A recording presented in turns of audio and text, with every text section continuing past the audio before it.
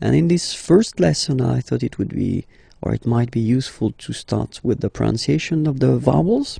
Okay, and after that, of course, consonant will come, but it will be in the next lesson. Okay, so let's see now for the vowels, how it goes. So the first one is A. Okay, A. So not really difficult to pronounce for most of you. Second one is repeat, okay. Remember that on this vowel we can put some accents, okay, and then it will affect the way you will pronounce the okay. But if it's like that without any accent and you need to spell it or to pronounce the letter, it's okay, Next one is E, then O. Okay, so don't be afraid to put your mouth really round. O, okay, so it's quite deep. O, okay, then U. So this U can be tricky. So from my experience of teaching, I've been noticing that, well, in most of the cases, for American people, it can be quite tricky at the beginning. So you really need to insist on that. It's U, okay. Spanish-speaking persons can have some difficulties as well for that. U, okay. So don't be afraid to pronounce. So really, it's not U, because in most of the cases, that's the mistake people tend to make. They pronounce it like U, okay. Now in that case, it's really U. So really narrow sound. U, okay, so don't be afraid to insist on that.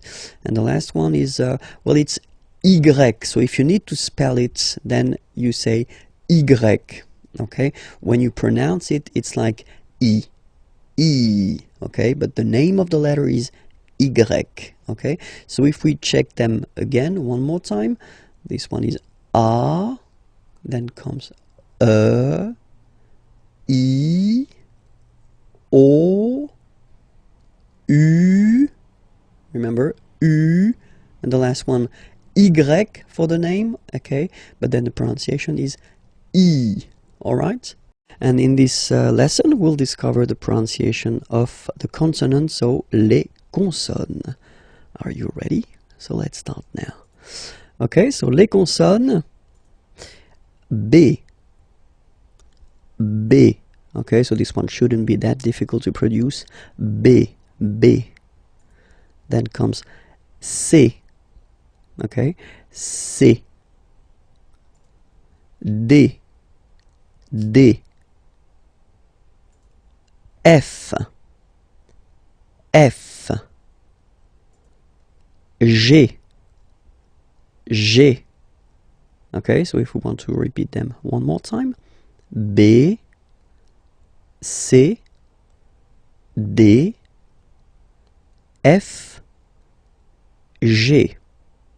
Okay, let's see the others. H, J,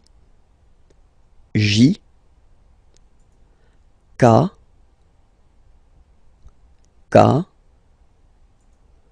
L, M. Okay, one more time. H, J, K, L, M. Okay, and then of course it continues. N, P, Q, R.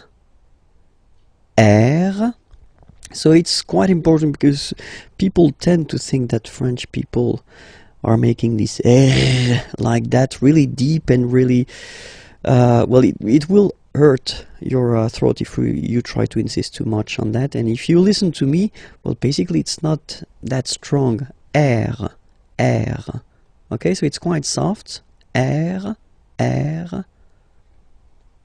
the next one is S, S. Okay, so let's see them one more time. N, P, Q, R, S. And the last consonant are T, T, V, V, W, W. Okay, so we've got this double, and then V, W. Okay, X, X, and the last one, Z, Z. Okay, so remember to pronounce this D at the end. Z, Z. Okay, so let's see them one more time. T, V, W, X, Z. Discover les accents, so the accents. And normally when we talk about the accents, we tend to insist on the accents which are on the top of the letter E, okay, because they will change the pronunciation of the letter. When you put the accents on the top of O, I, or A, well, nowadays we don't really pronounce the differences, but then E is still affected by that, so you should really first remember the name of the accent, okay, and it's normally like that, okay, and then the sound that you will have to pronounce or to produce when you see it on the top of the okay, because so without any accent, this letter, if you remember, we saw that previously, is pronounced okay, but then when you put this one, so this one is called accent aigu, okay, it goes like that, in that direction, okay, and you will pronounce the letter like E, okay, listen to the difference. Without the accent, with the accent, E, okay, without and with E, alright. Second accent that we can work on, it's a little bit the same, but it goes in the other direction. So if you look, it goes like that, okay, and then it's called accent grave, okay, and the sound that you will have to produce is eh. So it's really open. I mean, the sound is really open, and normally your mouth should be opened a little bit more than with the accent aigu as well. Okay, so it goes like eh. All right, don't be afraid to insist a little bit on the pronunciation, okay, first, and then you can make it shorter after, of course. Eh, eh. All right, so let's compare them. The first one is e, and then the second one is eh. All right, the good news is that the next one, so accent circonflexe, is pronounced like accent grave. Okay, so it's the same pronunciation here, okay, and it's the open one, okay, eh, okay, eh. All right, so you can see that it's just like a little hat that you get to put on the top of okay. So let's see one more time the differences. This one, eh, okay, and then these two accents, like here. Eh, open, eh, okay. The last one, tréma, well, basically it's quite rare, and the tricky thing is that in some cases you will have to pronounce it like eh, okay, like for instance Noël, okay, but then in some cases as well it can be pronounced like eh, okay. So my advice would be try to remember the word, and they are really rare, so don't be afraid about that, okay. So but that, let's focus on the three main accents here, okay. The first one, accent aigu, remember, e, accent grave, eh, and the last one, accent circonflexe, eh. So we'll focus on les caractères spéciaux, so the special characters that maybe you will have to use if you want to, well, spell your name, or then if you want to give a web address or something like that. So because normally they can be quite useful, and at the really beginning, so it's quite useful to spend a little time on them. Okay, so let's start now. Les caractères spéciaux, the first one. Okay, if you look at it, it's here. Okay, and we called it tiret. Okay, tiret. All right, let's see the second one. Same thing, but it's, you know, the low one, so we call it tiret bas. Tiret bas. Okay, so remember the first one located in the middle is tiret, and the other one here is tiret bas. Okay, let's see the other one. So officially we called it arrobase, arrobase. Okay, but then, well, let's be honest, we can hear many French people or French speaking people using this at. Okay, but then the French were, of course, at. All right, but officially it should be arrobase. Okay, so don't be surprised if someone is using that, or then you can use it as well, because that's the way it should be used. So arrobase. Okay, here, so the dot. Okay, because it's not always easy to spot here, we call it point. Okay, point. All right, so one more time: tiret, tiret bas, arrobase, point. Okay, and then it continues a little bit. So if you want to indicate that you've got, well, a double letter, okay, you can say, so in that case it's P, okay, so you say deux, okay, deux, it's two in French, deux, okay, P, deux, P. Okay, if it would be another letter, then you would say deux, and then the name of the letter, of course. Then this one here is called apostrophe. Okay, apostrophe, apostrophe. Okay, and the last one for this lesson, here you can see that in some cases, so we'll see that a bit later, I mean the reason why, but still you can have this little thing beneath the C. Okay, and that's what we call cédille, cédille. Okay, cédille, yeah, cédille.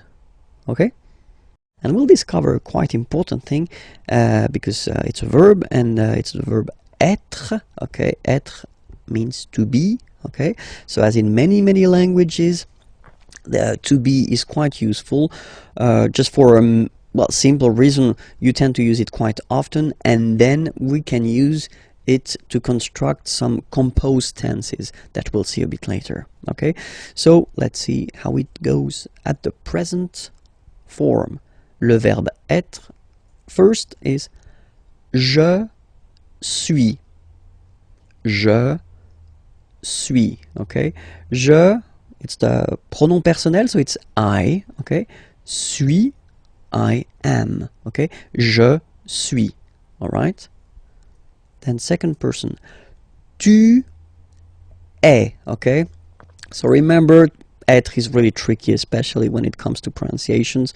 Okay, so first one, suis, as you've been noticing, you don't pronounce the final S. Okay, and for tu, then you've got this combination of letters. Okay, but then basically the sound you will pronounce or you will produce is est. Okay, tu es. All right, je suis, tu es. Okay, so let's see the next one. So you get this il. Okay, so it's a capital letter, but then it's I and then L. Okay, il, so it's he. Okay, masculine form, and then elle, she, so feminine form. Okay, and this is the verb. So il est, or then elle est. So you can notice that even if we write them differently, this E like that and E like that, we pronounce them the same way. And that's usually the difficult thing, you know, with the French language.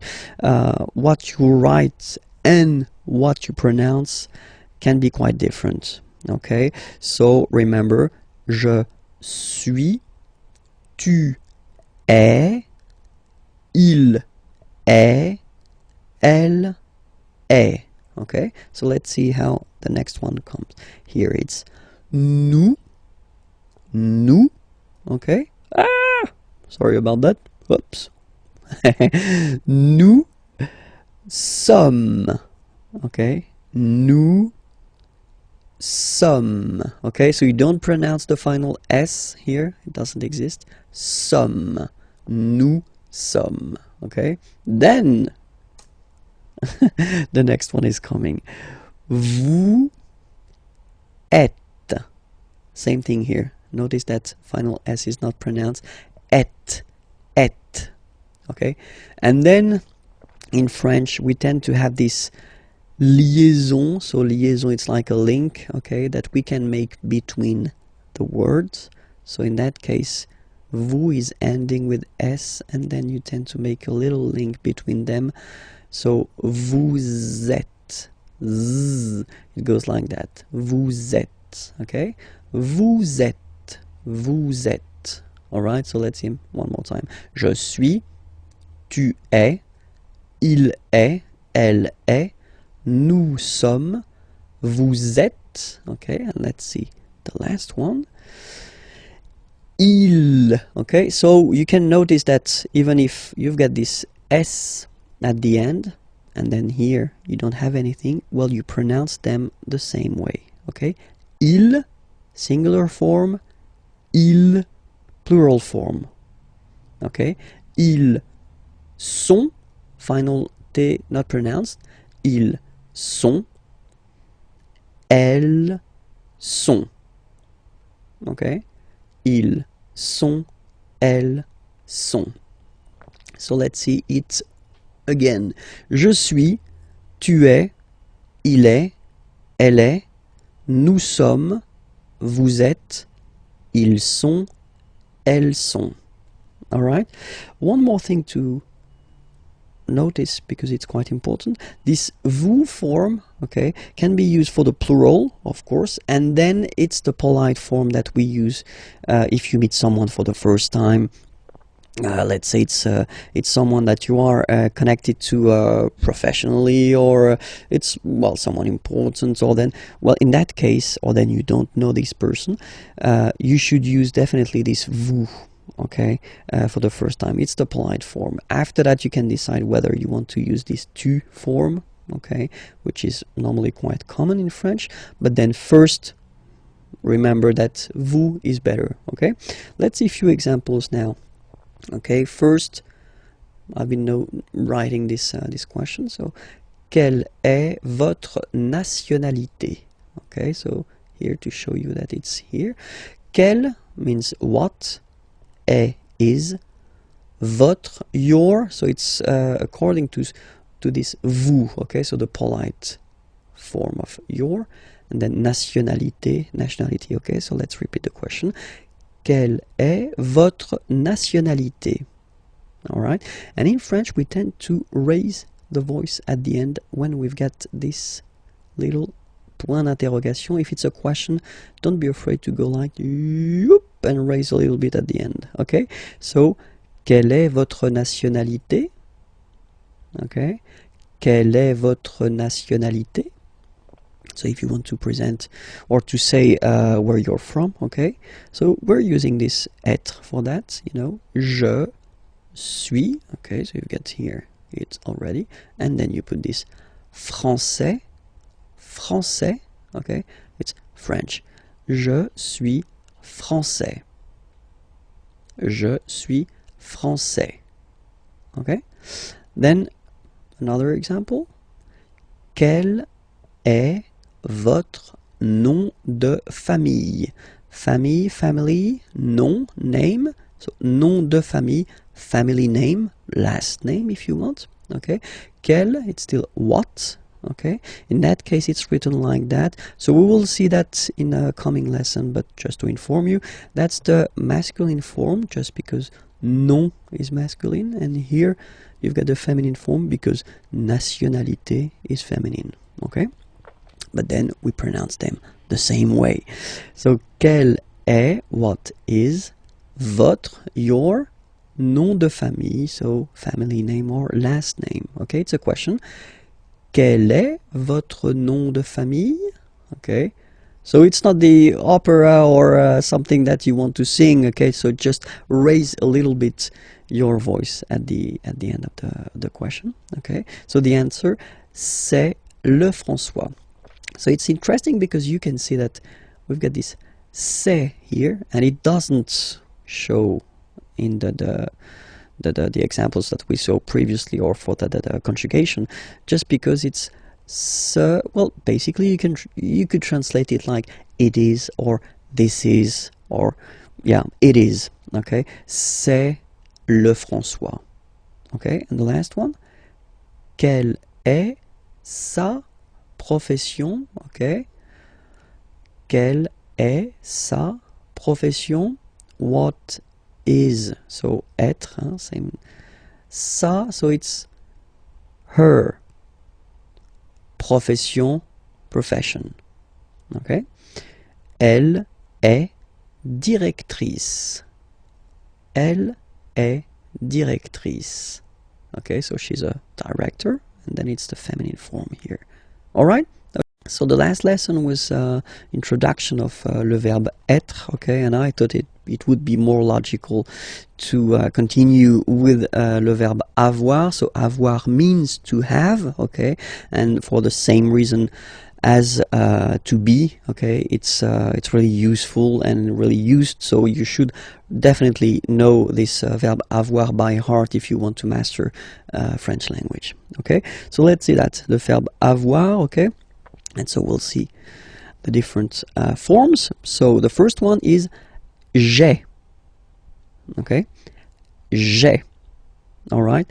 So if you remember correctly, we had this je, personal pronoun, and then when it comes near another vowel like a, for instance, then it tends to disappear, okay? So just to avoid pronouncing this je ai, because we think that in French it doesn't sound that beautiful, so we tend to take this e away, okay, so that you've got this sound j'ai, okay? So j apostrophe ai.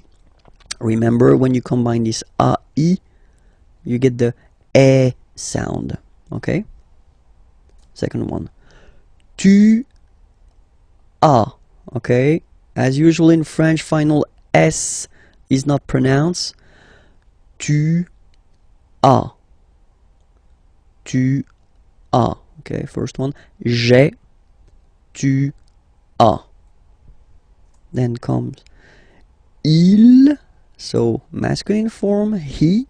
Okay. Il, he. Elle, she. Okay. And then a. So as you can notice, second form as is pronounced a, and this is a.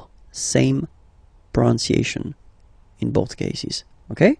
Then nous avons, final S not pronounced, avons. Okay? And then we tend to make this little link, as I said previously in the lesson for être, you make this link between the two, so nous avons, okay? Nous avons, that's it. Next one, same thing, the little liaison, little link between the two, okay? Vous avez, all right? And the last one, so same thing, if you can see, you get this final S and final S here, okay? And then you will have to make the little link between the two. Ils ont, okay? And then feminine form, elles ont, elles ont. All right, let's see the whole thing one more time. J'ai, tu as, il a, elle a, nous avons, vous avez, ils ont, elles ont. Okay, so let's see now, just to make it more clear. Remember, so I in French is je, you it's tu, he, il, she, elle, we, nous, you. So as in English, first use for the plural, a group of person, okay, and then second use the polite form for you, one person, okay. Vous, il, elle. One last time. Je, tu, il, elle, nous, vous, il, elle. Discover le verbe aller. So the verb aller, aller means to go, so it's really useful because, well, we tend to use it like that, so for the main to go reason quite often. And we use it as also, like in many languages, for what we call the futur proche, so the near future. I am going to, and then you put a verb at the infinitive. So it is quite used, especially in the oral language. We tend to maybe use it a little bit more than the real future. Okay, so let's see how you conjugate this aller verb. The first form is je vais. Okay, so remember, final S not pronounced here. Je vais. Okay, when you combine this A, I, you get the sound E, really open. Okay, je vais. D'accord? Tu vas. Final S doesn't exist. Tu vas. Tu vas. Okay, then we've got this il, so remember, il, it's for the masculine form, so he, okay, and then elle, she, okay, and then you get the va form. Basically, you pronounce it like for the tu, because you don't pronounce the final S, okay, il va, elle va, okay, je vais, tu vas, il va, elle va. Then nous, so we, plural form, nous allons, okay, and if you, so final S not pronounced, and then if you are purist, and I'm sure you are, you want to make this beautiful and little liaison, so this little link between the words, so it does mean that you will have to pronounce this z sound, okay, listen to me, nous allons, nous allons. Okay, nous allons. That's it. Same thing here. We'll have this little link between the two. Vous allez. Vous allez. And the last one. So remember, here you've got this S just to make the difference between the singular and the plural, because when you put the plural form, normally you tend to add S at the end of the words. Okay, like here. But then you don't pronounce it. So ils vont, final T not pronounced, ils vont, and then feminine form, elles vont. Alright, let's see everything again. Je vais, tu vas, il va, elle va, nous allons, vous allez, ils vont, elles vont. All right, and then just few examples just to show you how useful this aller verb can be, because we tend to use this aller verb when you want to ask if someone is doing fine. Okay, so the first question, how do you do in French, is comment. So how, comment allez-vous? And then same thing here, little link between the two. Comment allez-vous? comment allez-vous? All right. So I've been putting this vous form here for the first example, just to show you that if you meet someone for the first time, then it's better to use this vous. So here, the vous form, so because it's the polite form. Okay, comment allez-vous? Okay, it's a question, so raise a little bit your voice at the end, like comment allez-vous? Okay, you see, comment allez-vous? All right, so answer when you want to say I'm doing fine. Okay, je vais bien, and then you say merci, thank you. Je vais bien, merci. So now, if you know the person, okay, you get two options. I mean, normally that's the most used one. The first one would be comment vas-tu? Okay, so in that case you just switch and you change this you, so polite form, and you change it with this tu form. Comment vas-tu? Okay, well, answer can be the same, you know, je vais bien, merci. Okay, and the other one, comment ça va? Okay, it would be like impersonal form. Okay, so you're not really addressing directly to the person. How is it going? Could be translated. Could be translated like that in English. Okay, comment ça va? Okay, you raise a little bit at the end. Comment ça va? And then same thing. You can answer with ça va, merci. Okay, so let's read them. Comment allez-vous? Je vais bien, merci. Comment vas-tu? Je vais bien, merci. Comment ça va? Ça va, merci. We will discover le verbe s'appeler.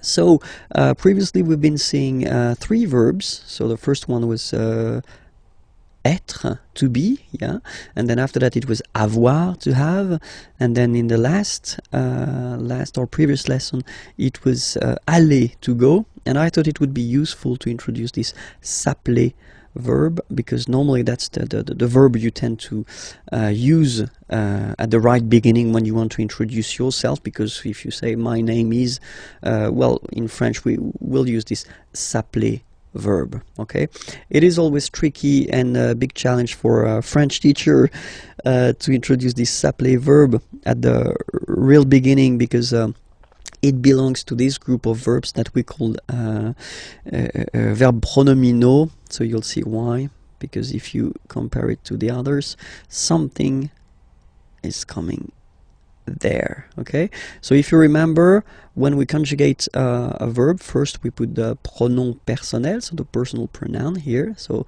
je is like I. Okay, and then so basically the verb appeler means to call. Okay, so without this s, okay, appeler is to call. Okay, and then when you had this s here, and then if you transform it like in this form, I call, and this is a pronoun, it's like me, so it's like I call myself, I call me. So it's just the way we've got in French to introduce ourselves. Okay, so it's je m'appelle. Okay, je m'appelle. All right, second form, tu t'appelles. Okay, remember, final s not pronounced. Tu t'appelles. Okay, then il s'appelle. Il s'appelle. Elle s'appelle. Elle s'appelle. And then the funny thing for nous or vous, you'll see that, well, basically we repeat it, it's just a pronoun. So we call ourselves if you want, okay, but then we put the pronouns before the verb. Okay, nous appelons, and then little link would be perfect. So let's pronounce the whole thing again. Nous nous appelons. Nous nous appelons. Okay, final s doesn't exist. Nous nous appelons. Okay, then vous vous appelez. Vous vous appelez. Okay, so you can hear we put the little link again here. Vous vous appelez. All right, and the last one, il s'appelle, elle s'appelle. Okay, so one thing that you should remember, and probably you did here.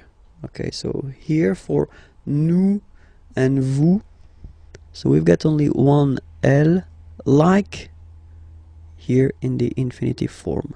So that's the reason why I've been pronouncing appelons. Okay, and then appeler. Alright, but for je, so if you can spot it here, look, we've got double L here, double L, and then for the plural form double L. So when you get this e vowel and then you get a double consonant, and well, they are the same, then it does change the pronunciation of e. You tend to pronounce it like really open. That's the reason why you pronounce it appel, okay, appel, and appel. Alright, so as I said, that's the tricky thing with French language. I mean, you write them like here without S, here with S, and here with E and T, you pronounce them the same way. Je m'appelle, tu t'appelles, il, elle s'appelle, elle s'appelle. Okay? Alright. And now a few examples. Comment vous vous appelez? Okay, so comment vous vous appelez? So when you want to know the name of someone, you know. Comment vous vous appelez? Answer. Je m'appelle Vincent. Et vous? Okay, so I am Vincent. I call myself Vincent if you want. Vincent. Et vous? And you? Okay, so you want to know the name of the person who is asking this question. Okay. The other possibility that you would have, you know. So first you've been starting with comment and then vous vous appelez. Okay, so that's the, well, a common way of asking the question. Alright. Other possibility would be to start with vous vous appelez. Okay, so technically you just take the verb and then you put this comment, how, at the end. Okay, it would be possible as well. Okay, remember to raise your voice. Vous vous appelez comment? Alright. And the last one is the more correct form. Okay, so first you should start with comment, how, and then, as in many languages, you should, well, change a little bit the order of the structure of the sentence. Okay, vous appelez-vous. Okay, that's the real correct way to ask the name of someone, you know. Comment vous appelez-vous? Alright, and then you raise your voice. Comment vous appelez-vous? Alright, so let's repeat them. Comment vous vous appelez? Vous vous appelez comment? Comment vous appelez-vous? Alright, we'll discover in this lesson pour se présenter. So if you want to present yourself, okay, so it will be a really short lesson, but still quite useful. Because, well, technically you will have to present yourself at one point when you speak with French people or French-speaking people. Okay, so let's discover how it goes. The first one, well, you tend to use this appeler verb, okay. Je m'appelle Vincent Lefrançois. Okay, je m'appelle Vincent Lefrançois. So you use this s'appeler verb. So I did introduce this verb in the previous lesson, so it was leçon H. Okay, so if you didn't see this lesson, I definitely invite you to watch it, because I tend to explain the reason why, you know, I've got this, well, there is this je m'appelle form. Okay, so je m'appelle Vincent Lefrançois. So that's the first possibility you will have. The other possibility is to use this être, so to be verb. Je suis, I am, je suis Vincent Lefrançois. Okay, so the first one, je m'appelle, so basically s'appeler or je m'appelle, you could translate it directly, but well, it's not really interesting, but still, you know, I call myself, okay, so that's the verb we tend to use when we introduce ourselves. Je m'appelle Vincent Lefrançois, okay, and then the second one, I am, je suis Vincent Lefrançois, and the last option we will have is mon nom, my name, mon nom is Vincent Lefrançois. Okay, first option, je m'appelle Vincent Lefrançois. Second, je suis Vincent Lefrançois. Last one, mon nom est Vincent Lefrançois. Of course, the first one is the most used. Okay, even if the verb is a bit tricky at the beginning, definitely you should work on it, and you should, well, master this s'appeler verb, because that's the one we will use when we introduce ourselves. Okay, we'll discover les articles définis, so definite articles. In English it would be the, okay, but in French, of course, as usual, we've got the difference between the masculine form, the feminine form, and the plural form. Okay, and we start with the masculine form, so we've got le, okay, and then in some cases this vowel if it's close to other vowels, so if there is a word after that starting with a vowel, in some cases it will have to disappear. Okay, so you will get this L apostrophe, so that's the reason I've been writing it here. Okay, but then the main form is le. Okay, then la, feminine form, la, same for the same reason, you know, you will have this option L apostrophe as well. And then the plural form is les. Okay, so whereas in English you get there is only this the form, in French we will have the difference between the masculine form le, the feminine form la, and then the plural form les. So of course, according to the word, you will have to choose the correct article. So we'll take a few examples here. The first one is chien. Chien is a dog. And in French, chien, like that, it's masculine, so le chien. So basically, you just put the article le and then chien. Okay. In that case, second case, ordinateur. Well, you can see that it starts with the vowel o. Okay. And as I said, you know, and o, they don't get along that well. So you get to take this away, and then you get this l'ordinateur. L'ordinateur. All right. And third example, so I took on purpose this hôtel, okay, because it starts with H, but remember that in French we don't pronounce H, okay, so basically the first sound of the word is the vowel O, okay, so for the same reason, needs to disappear. L'hôtel, okay, so if we repeat them, le chien, l'ordinateur, and then l'hôtel. Okay, feminine form, la famille. Okay, so no problem. So family, la famille. Okay, then we've got argent, money, argent. Same for the same reason. So l'argent. Okay, you get to take this R away. L'argent, and same thing as previously when what we saw for the masculine part. Even if you've got this H, then the first sound you hear is A. Okay, so for the same reason you will have to take this A away, and then you get this l'habitation. L'habitation. Okay, and then I've been taking, well, basically the example from here, chien. Okay, and then I put S at the end. And it's the mark of the plural, okay? So you put les chiens, the dogs, okay? Les chiens. And then you take famille, family, okay? You just add this final S and you get the plural form, les familles, okay? Remember, chien, singular form, chien, same pronunciation, but you put this S, okay? Final S, not pronounced. Famille, singular form, famille, plural form, same pronunciation, S, not pronounced. Okay? We'll discover les articles indéfinis. So, indefinite articles. So, in English, there is only one, and it's or un. Okay? And in French, we've got always the difference between the masculine form, the feminine form and the plural form, as we saw in the previous lesson. Remember, for the definite articles, okay, it was the same, okay, and in this lesson, so article indéfini, well, it's the same. We'll start with the masculine form, and the masculine form goes like that.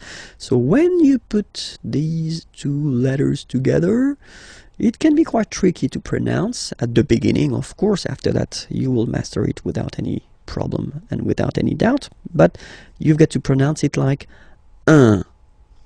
So it's what we call the nasal, so it goes in your nose, okay? So if you listen to me, you don't hear any N, okay? So it's just a combination of the two. Alright?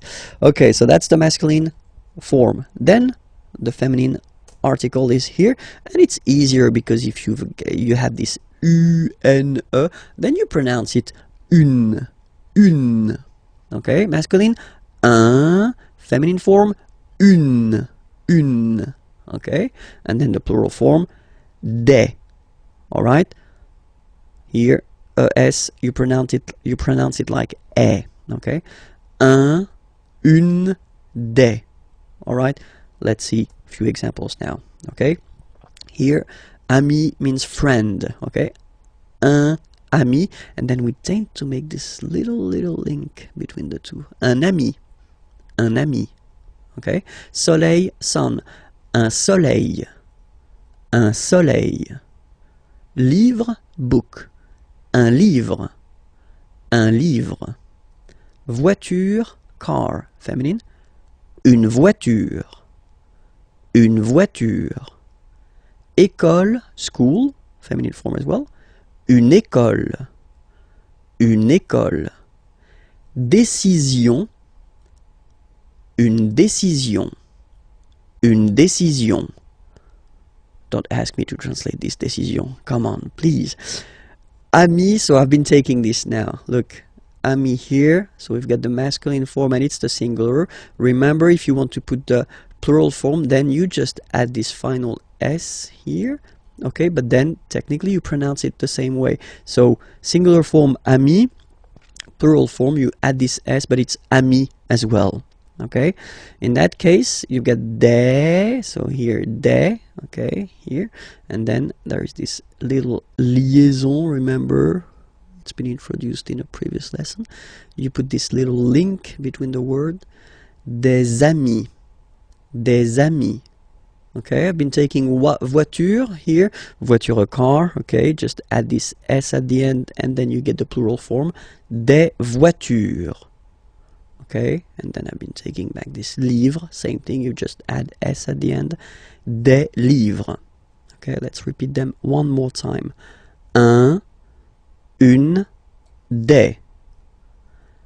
Un ami, un soleil, un livre, une voiture, une école, une décision, des amis, des voitures, des livres.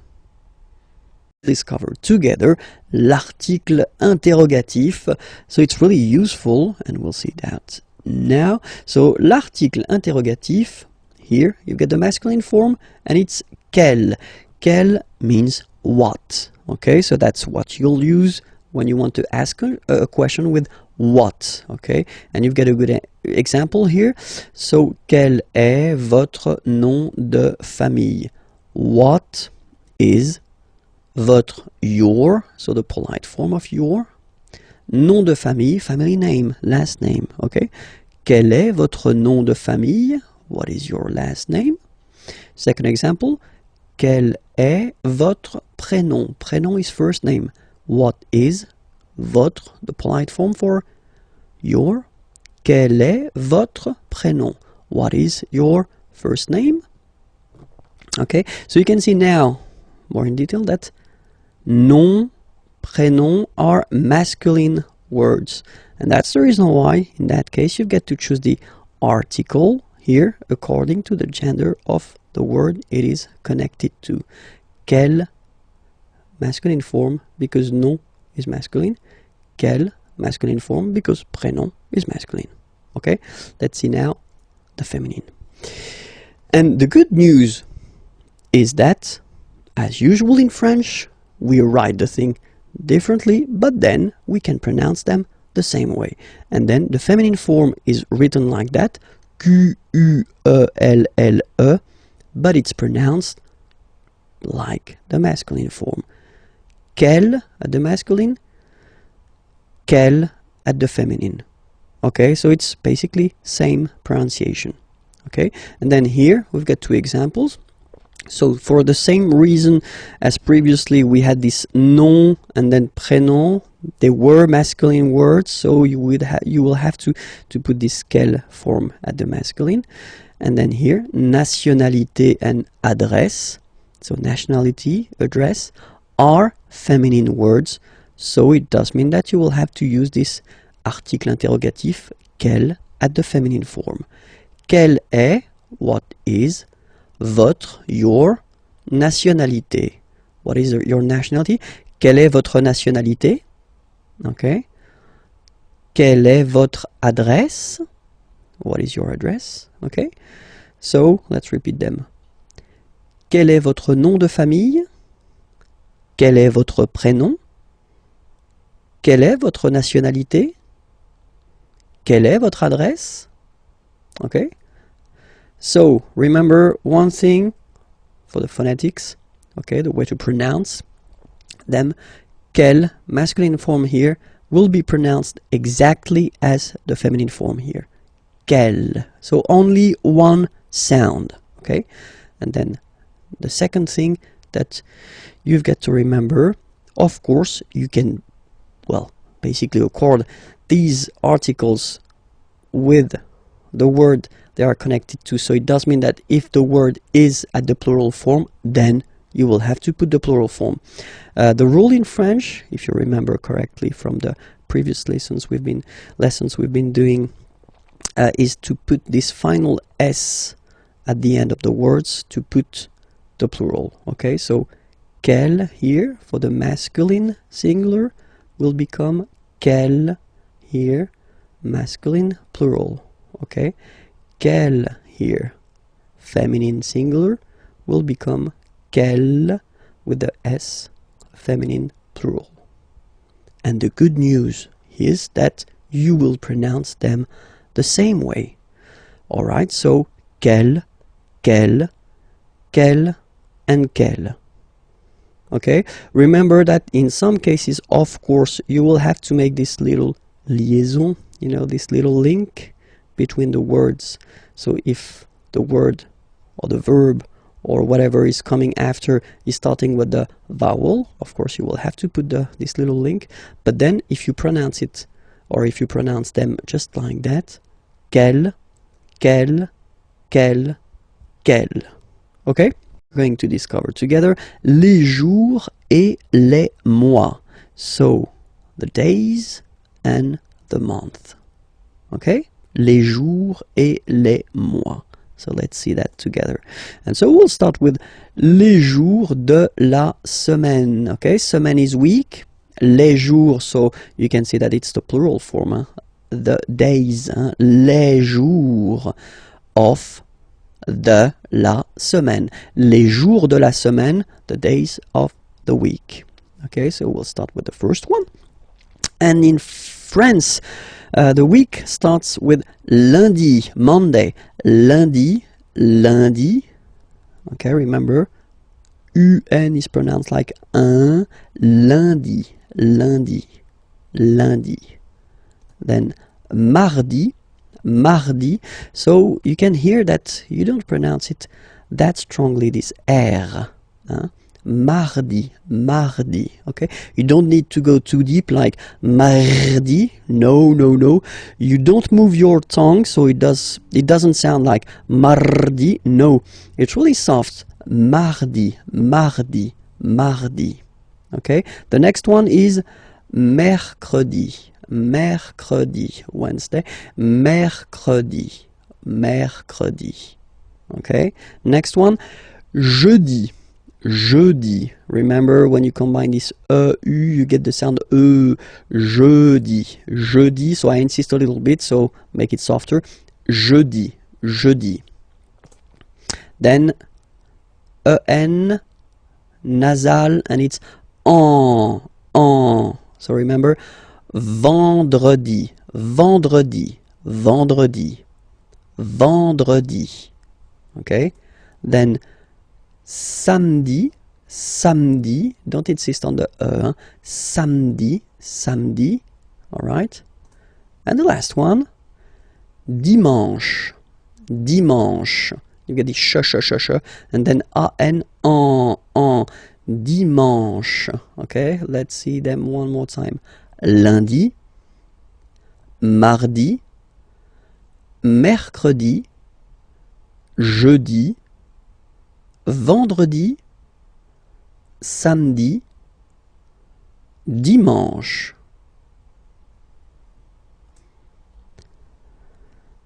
Normally, in France, we tend to use this le weekend. So if we're talking about the weekend, okay, but then pronounce it the French way, weekend.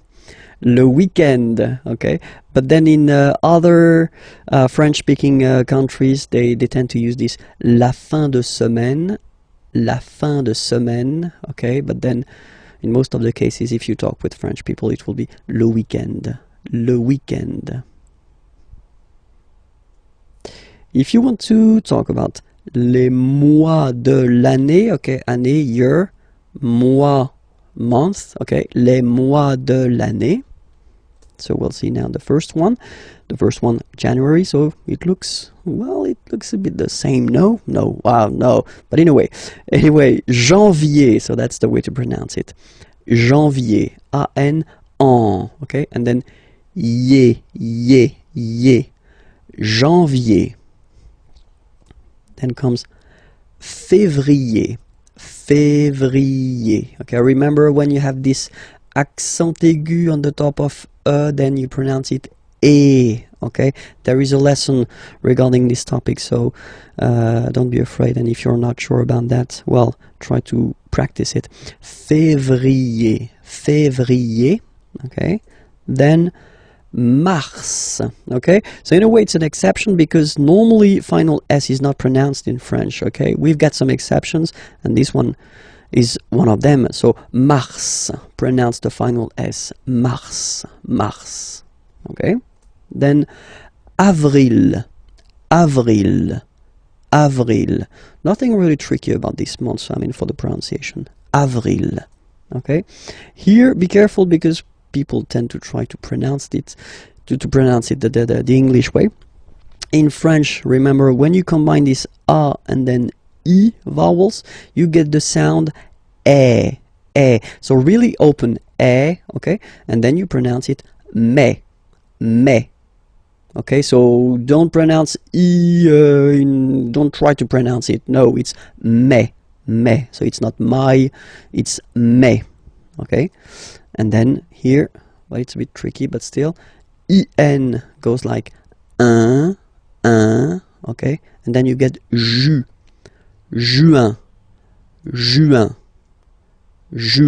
okay, let's see them one more time.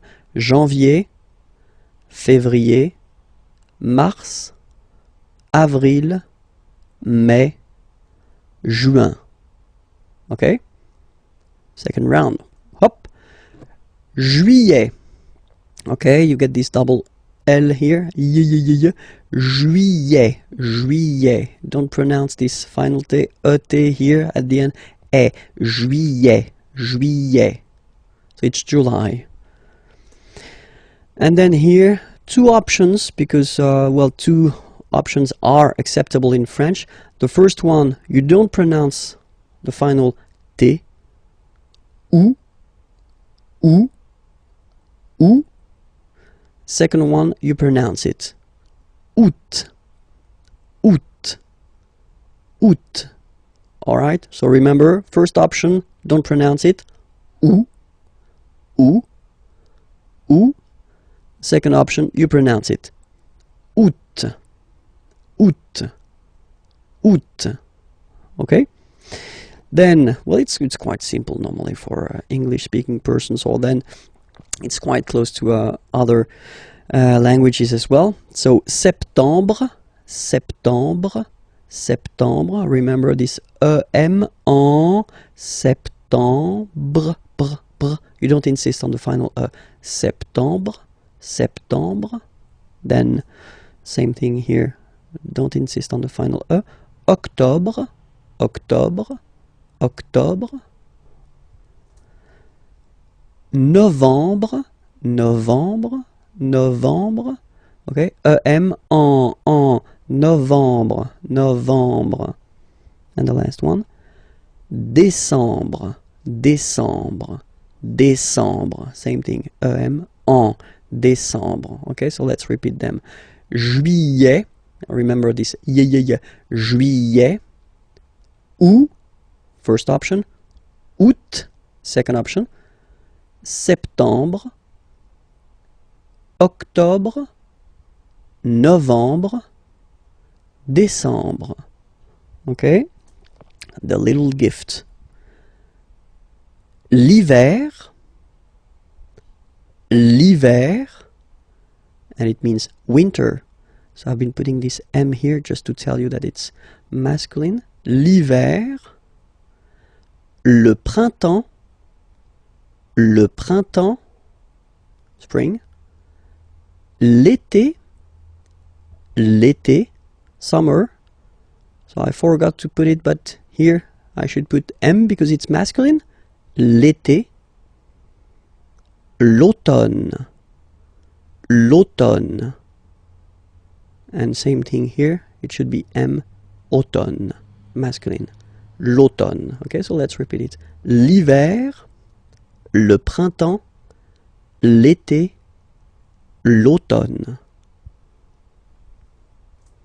And then, the last thing for this lesson, if you want to introduce the dates, okay, so if you want to tell what day it is today, so aujourd'hui means today. Aujourd'hui, today. Nous sommes, so we use the verb to be, okay, we are, nous sommes, le 8 juin 2012. Okay, so forget for the 2012, don't be afraid. We'll see that a bit later for the numbers. Okay, aujourd'hui, today, nous sommes, we are, le, you put the article, definite article, okay, and then you put the date here. Okay, you start with the number, the month, and then the year. Okay, or then, second option, aujourd'hui, so it doesn't change, it's here, today, c'est, it is, this is, and then you put the date, le 8 juin 2012. Okay?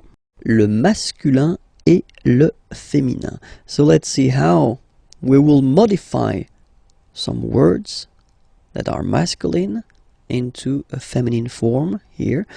Because for instance, we're talking about, well, whether professions or occupations. Here, student, assistant, actor, dancer, baker, and then computer scientist. It looks quite nice in English. Informaticien is nice, but still in English. Computer scientist, it's really interesting. Okay, so the rule in French is to add a at the end of a word to put the feminine form. Okay, so for instance here we've got étudiant, and then we've got assistant here. Okay, you just take it back here, étudiant, and then you will add this e at the end without modifying the first part. Okay, so it will of course change a little bit the pronunciation, because you will pronounce it at the masculine form. Il est étudiant. Okay, A-N-T, étudiant. Okay, but then for the feminine form, elle est étudiante. Okay, t, t, t. Okay, you don't really insist on the e, but you insist quite much on the t. Elle est étudiante. Il est assistant. So don't pronounce the final t here. But for the feminine form, elle est assistante. Okay, étudiant, étudiante. Assistant, assistante. All right.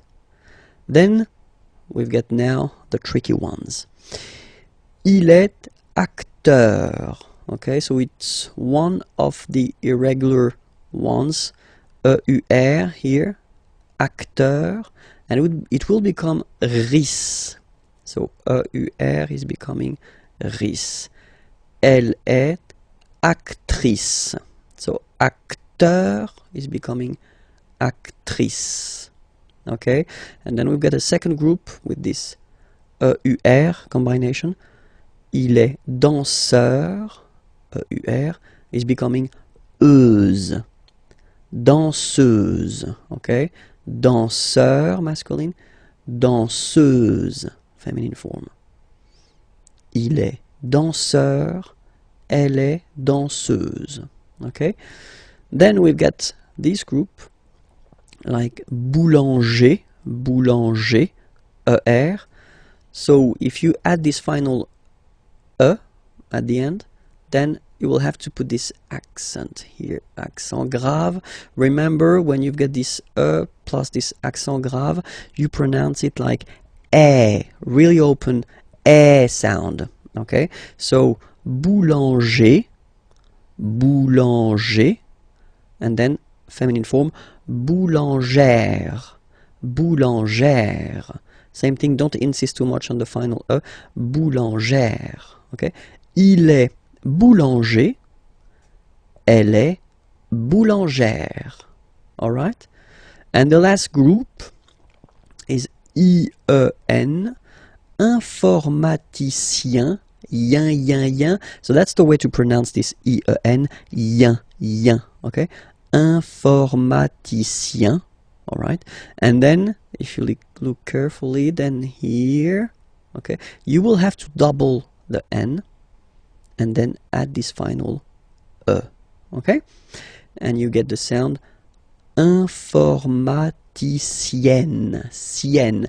Remember, E and then double N, or then it could be double L or double consonant here.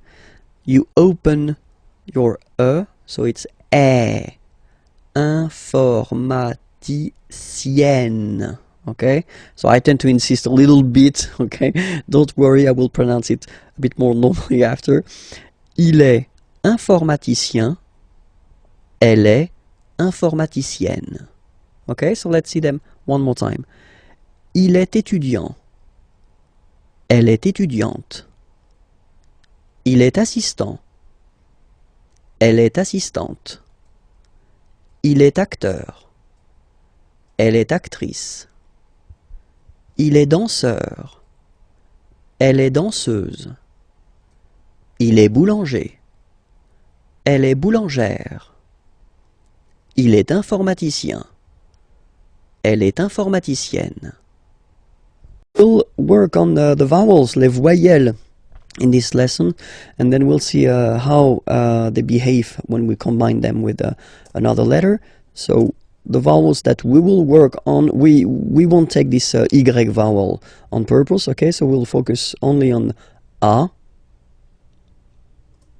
E, I, O, U. Okay, so remember, one more time, A, E, I, O, U. Okay, remember this U is usually can be quite tricky for English-speaking persons, especially the difference between the U and the U. Okay, but we'll see that a bit later. So if you combine this vowel A with the vowel I, okay, you will get the sound E. So really open E. Okay, and then if you combine it with the vowel U, then you will get the sound O. O. Alright, so, well, exactly the same sound as this O vowel here. So it's the same O. Okay, and then if you combine it with the letter N, in that case, you will get what we call a nasal, so it goes in your nose, and then you get the sound on. Okay, if you listen carefully, well, basically you don't listen, or you don't hear, sorry, any N in my pronunciation. On. Okay, let's see what happens with e. So e combined with the vowel e will give you the sound e. So the same sound as we had previously here. Okay, so it's the same sound and it's e, so really open. And now if you combine it with the u, you will get the sound e. And if you combine it with n, then you get the sound en. So the same sound as we had when we combine n with a, okay? En. Alright, so let's see now for e. So for e, obviously, if you get two times the same letter, then it will be a bit longer, so e.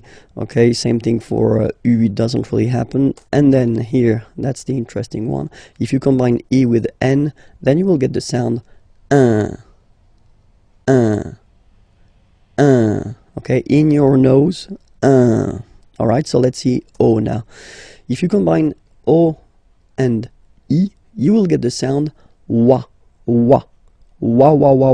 So make it, repeat it like that, you know, wa. And then after that, only one, wa. Okay? Then if you combine it with u, you will get the sound oo. So as I said previously, the difficulty, one of the big difficulty for English speaking persons is this difference between the oo here and the u here. Ooh, u.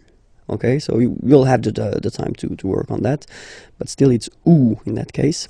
If you combine it with n, then you will get the sound on. Same thing, nasal, so in your nose, on.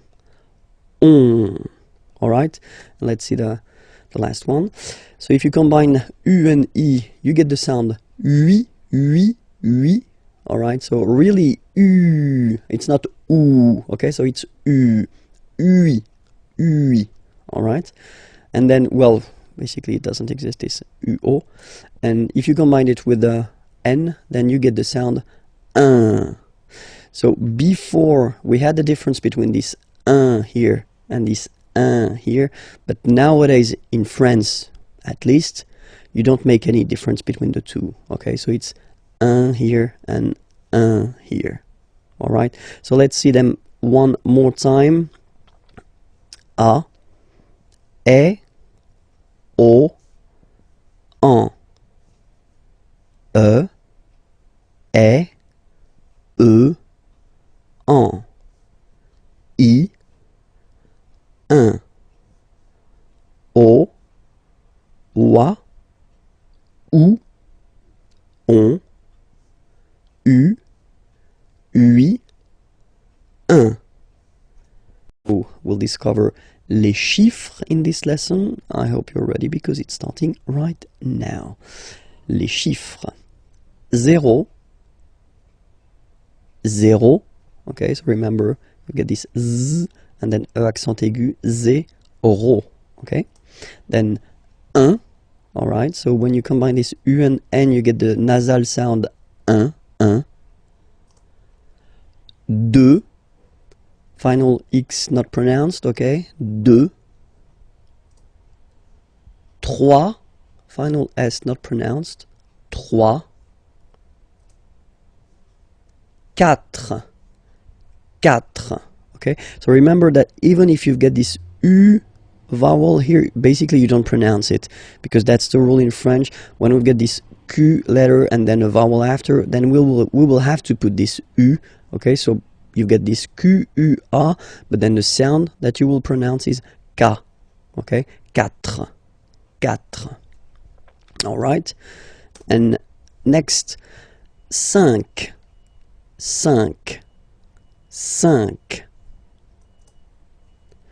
Then be careful here, because even if it's ending with this X, well, you'll have to pronounce it like S, okay? So you get the 6 pronunciation. 6. Okay, so it's not 6, it's 6. All right? Then here, remember, P is not pronounced. Okay, it doesn't exist, so you got this set sound. Set. Okay? Then here, final T is pronounced, so huit, huit. Remember in French this H letter here, okay, doesn't exist phonetically, so we don't really pronounce it, okay, so if you listen carefully, you will only listen or hear these vowels at the beginning of the word. Huit, huit, okay, and then neuf, neuf, neuf, okay. And we'll discover a quite useful thing, because in leçon B, if you remember carefully, I did introduce the numbers till 9, and then we'll continue, so from 10 to 20, okay, de 10 à 20. Okay, so let's start now. 10, okay, so remember, final X here is pronounced like S, 10, 10, okay, then 11, 11, okay, so O plus N give you the sound on, 11, 11, okay, final E doesn't exist phonetically, 11, okay, 12, 12, O, U, the two together will give you the sound OU, okay, and then Z, 12, 12, alright. Then now if you combine this E and E, you get the sound E, really open. 13, 13. Final E, as usual, not pronounced. 13, 13. Okay? Then here, 14.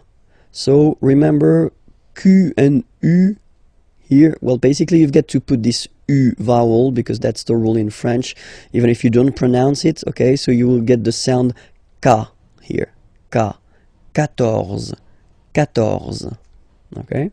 Same thing here, U doesn't exist, so 15, 15, 15, alright? IN, nasal, so it's 1, 1, 15, 15, okay?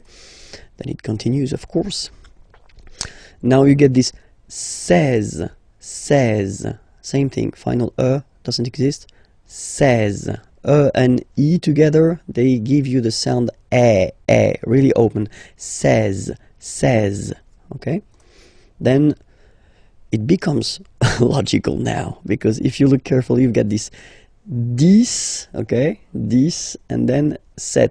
So if you remember this, it's here, it's 10, and then 7, 7, okay, so it's clear. But then for the pronunciation, 17. Okay, so you don't insist on the S. 17, 17, 17. Okay, then 18. So you will make this little link between the two, the liaison. 18, 18, 18. Okay, then 19, 19, 19. Okay, E-U-E. 9, 9, 9, 19. And the last one, so this G letter is here, but you don't pronounce it, okay? And then final T doesn't exist phonetically either, so basically you will only need to pronounce these 3 letters. So you get V, V, and then you get nasal, IN, 1, 20, 20, 20, okay? Hi everyone, bonjour à tous and welcome to Learn French with Vincent, and this is Unité 2, leçon D. So let's see what we'll discover together in this lesson, and we'll work on les adjectifs possessifs, so really useful. Well, in French, as usual, we will have the difference between masculine form. So for the masculine form, we'll have mon, mon, ton, ton, son, son, notre, notre, votre, votre, leur, leur. Okay, so let's be clear, you know, when we talk about les adjectifs possessifs, in English it will be my, your, his, our, your, their. Okay, but then in French, well, basically we'll have the difference between the masculine, the feminine, and the plural. And then keep in mind, we'll see that a bit later when I will give you some examples, that in French we don't decide whether it's masculine, feminine, or plural according to the subject, like in English, because in English you put whether the masculine or the feminine according to the subject, but we will in French put the masculine according to, or the feminine or the plural, according to the word it is connected to. Okay, so it's quite important to just remember that, because it will be really important for the decision whether you put the masculine or the feminine or the plural form. Okay, so we saw first now here the masculine form. Let's check the feminine form, and it's ma, ta, sa. Okay, so you can see well, of course differences, but then still, you know, it works like M, T, and then T, and S.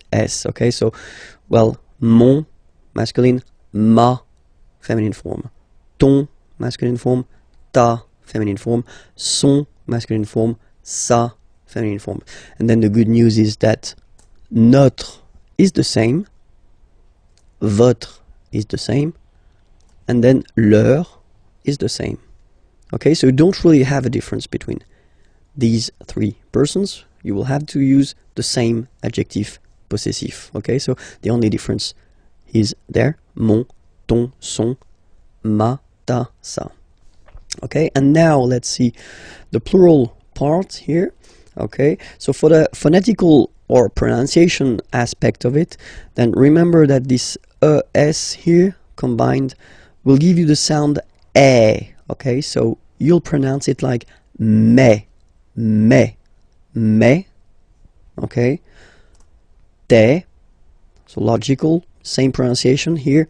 Te, se.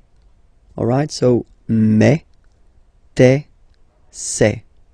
Okay, and then for the plural, nos, vos, and then leur. Okay, so remember, even if you've got this final s, you don't pronounce it, as it was the case already for this word. No, you don't pronounce the final s. Vos, you don't pronounce it.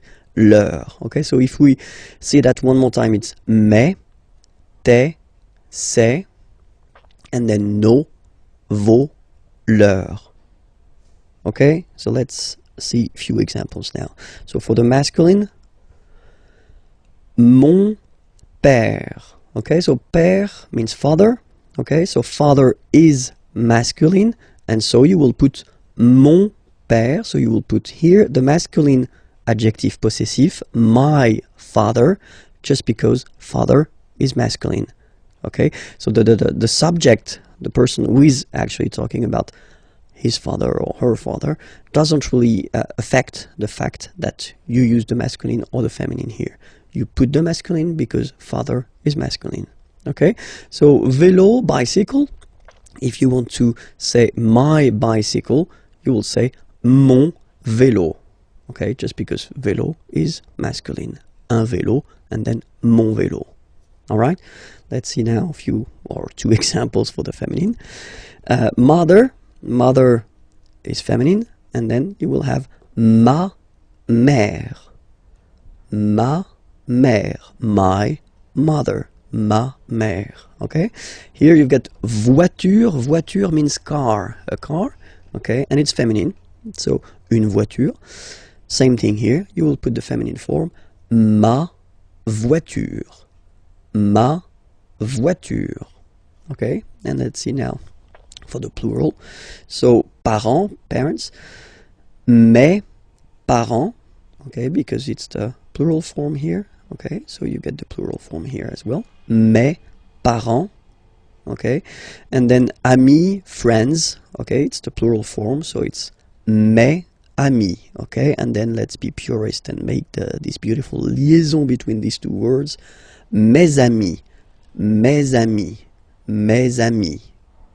All right, So I hope it's clear, because of course, as usual in French, we've got some exceptions, and the exceptions are for the feminine words, like identité, for instance. Identité, so it does mean identity, okay? If you look carefully at this word, you can notice that it is starting with a vowel, so I in that case, okay? And then for aesthetical reasons, we think that ma identité, so the way that normally you should put the feminine form, so ma identité, doesn't sound nice, so for that reason we put the masculine adjective possessive. So remember, with the words, feminine words that start with a vowel like I here, identité, you will have to use les adjectifs possessifs masculin, so the masculine form. So it goes like mon identité, so my identity, mon identité, okay? Another example, adresse, so same thing here, adresse is a feminine word, but then it starts with a, okay? Same thing, you will have to use adjectif possessif masculin, mon adresse, my address, mon adresse, okay? You can hear now this little link, so you've got to pronounce this N, mon adresse, okay? And the last one I took, same thing, opposition, well, basically feminine, but then it starts with the O, mon opposition, you make this link, hein? Mon opposition, so let's repeat it one more time, mon identité, mon adresse, mon opposition, okay? I hope everything was okay with you. So it was leçon D, okay? So remember to check for the next lesson and the previous lessons there, here, and then you've got, of course, more material at the following website, www.imagier.net. Okay, bye-bye. Work on les pronoms toniques.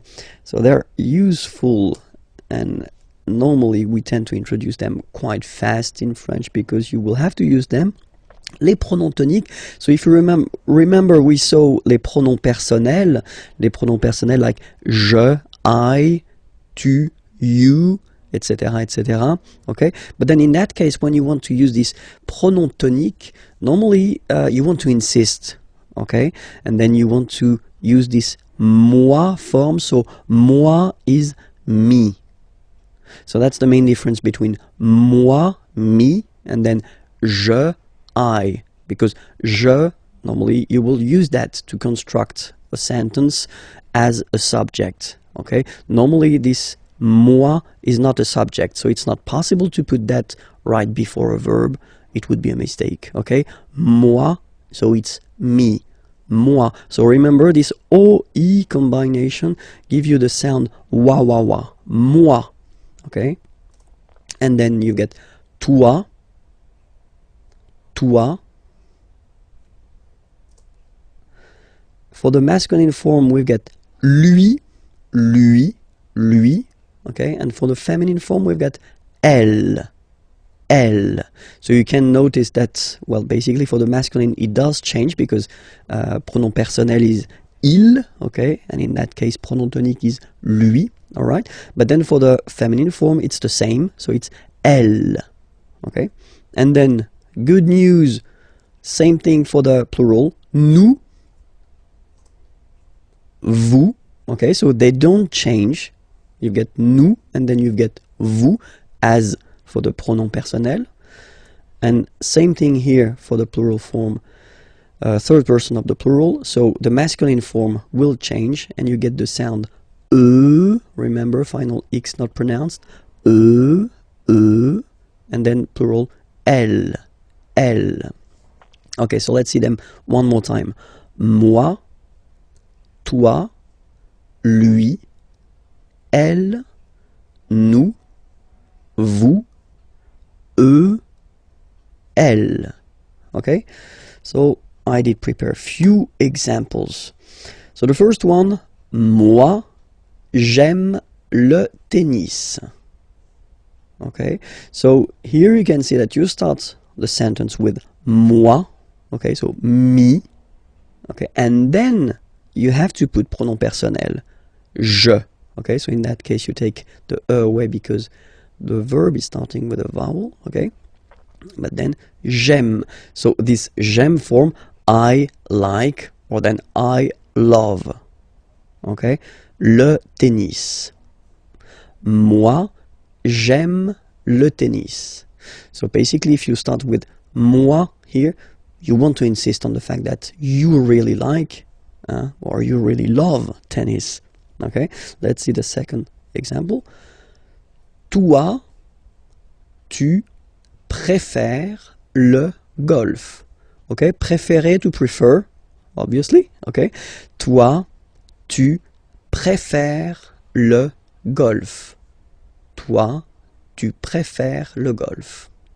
Okay, and then here, so we've got here the masculine form, and here we've got the feminine form, so let's see the masculine form first. Lui, il adore le foot.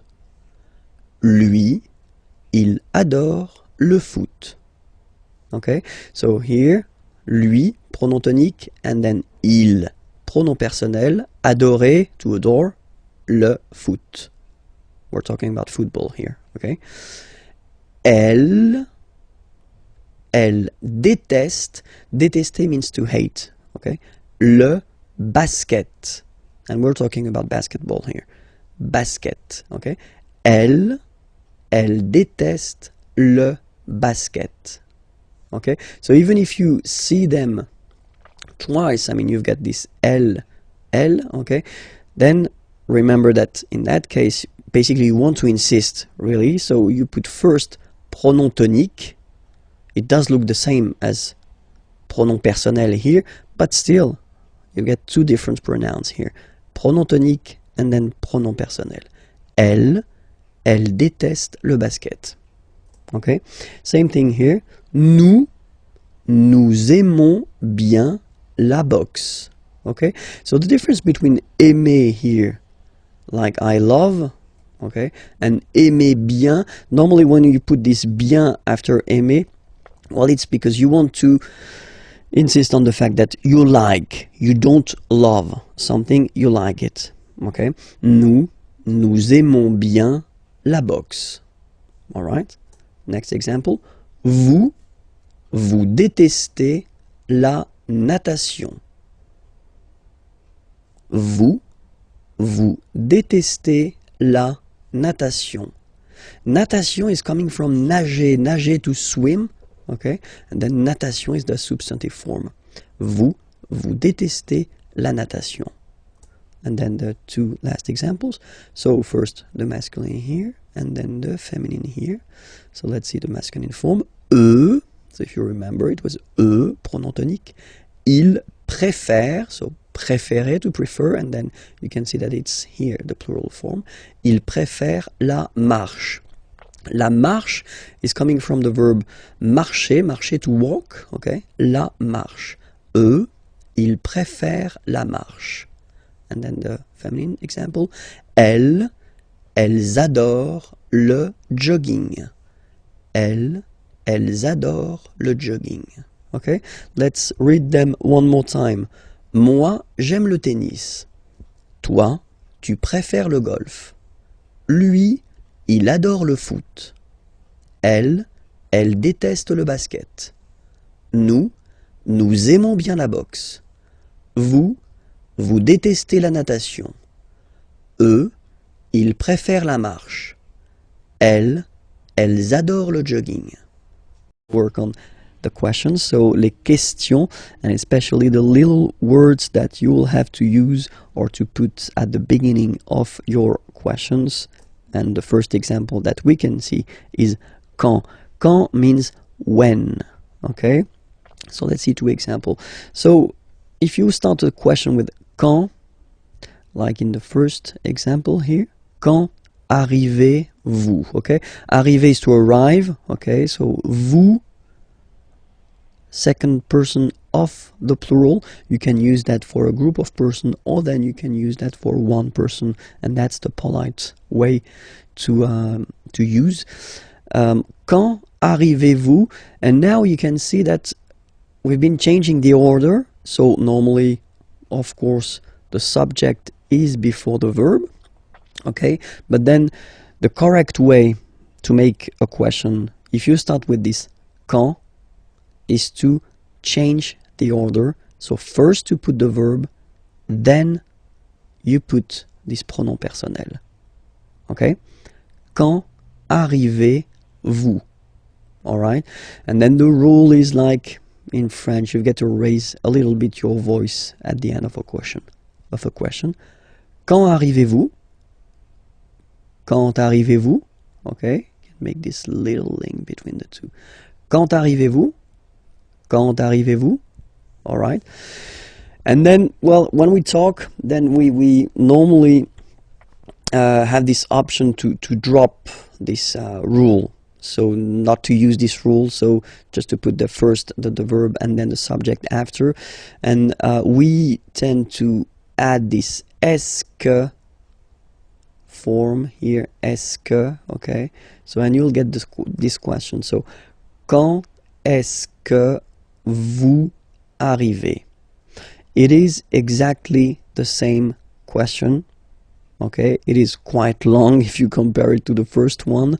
It is more spoken, okay? It is less formal, and that's normally what you'll hear if you talk with French people. Quand est-ce que vous arrivez? Quand est-ce que vous arrivez? Okay, and then here you see that because you've been using this est-ce que form, then you keep the normal order. So first the subject, vous, and then the verb. Okay, quand est-ce que vous arrivez? All right, and then don't be afraid to raise your voice a little bit at the end. Quand est-ce que vous arrivez? Quand est-ce que vous arrivez?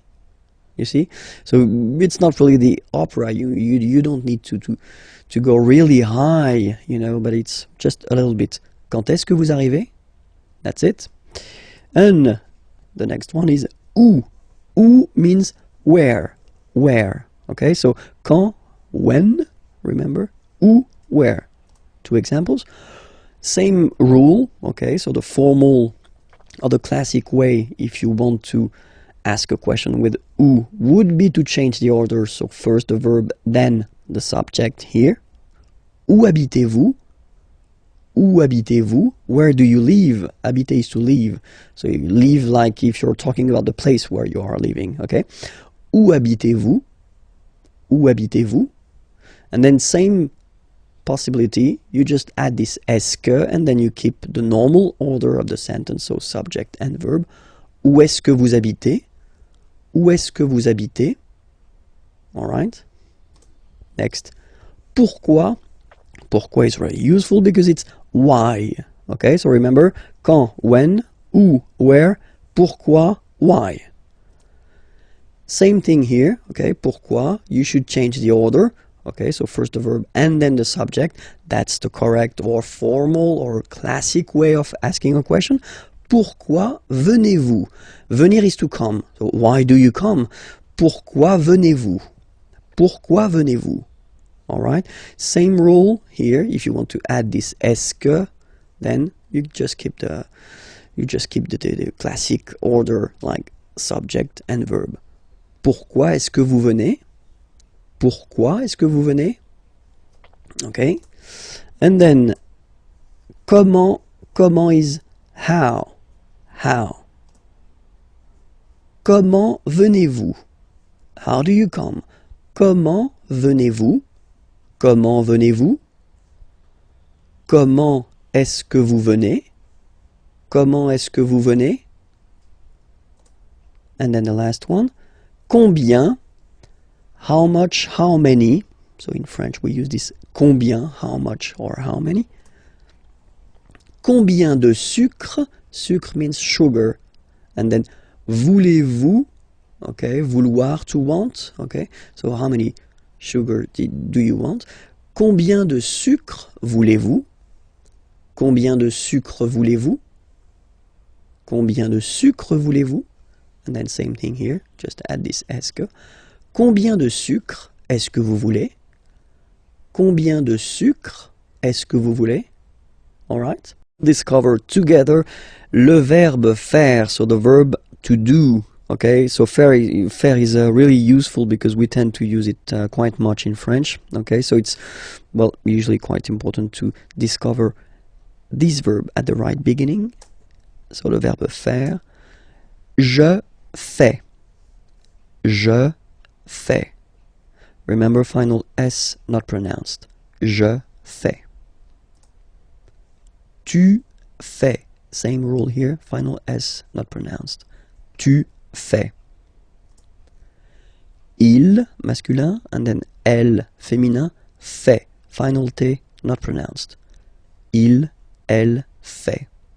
So if we take 1 second, actually you can see that here, here, and here, you've got the same phonetical form, so the same form that you will pronounce. Okay, so you get je fais, tu fais, il fait, and then elle fait. It's the same. Okay? Then nous. So it's quite strange because French people tend to pronounce faisons. Okay? So like here, this AE is not pronounced like normally we should pronounce it like E, but then like E. Okay? Nous faisons. Nous faisons. Okay? And then this one is a bit tricky, so you will have to remember that. And it's quite funny because many French people tend to make the mistake and tend to say vous faisiez, okay? But then no. It's vous faites.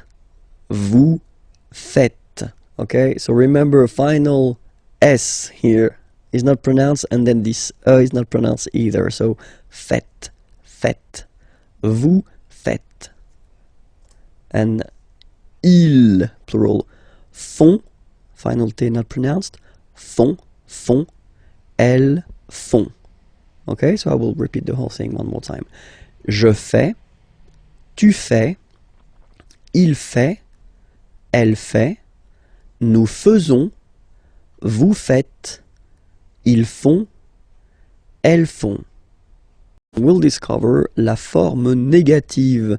So if you want to say that you are not blah blah blah doing something, or so the negative form in French. And so the negative form in French is composed of 2 elements. The first one is ne, and then you get your verb, and right after your verb you will have to put this pas. Okay, so first ne, then the verb, and after that, pas. Okay, we write it PAS, okay, but as usual, final S is not pronounced, so it's pas.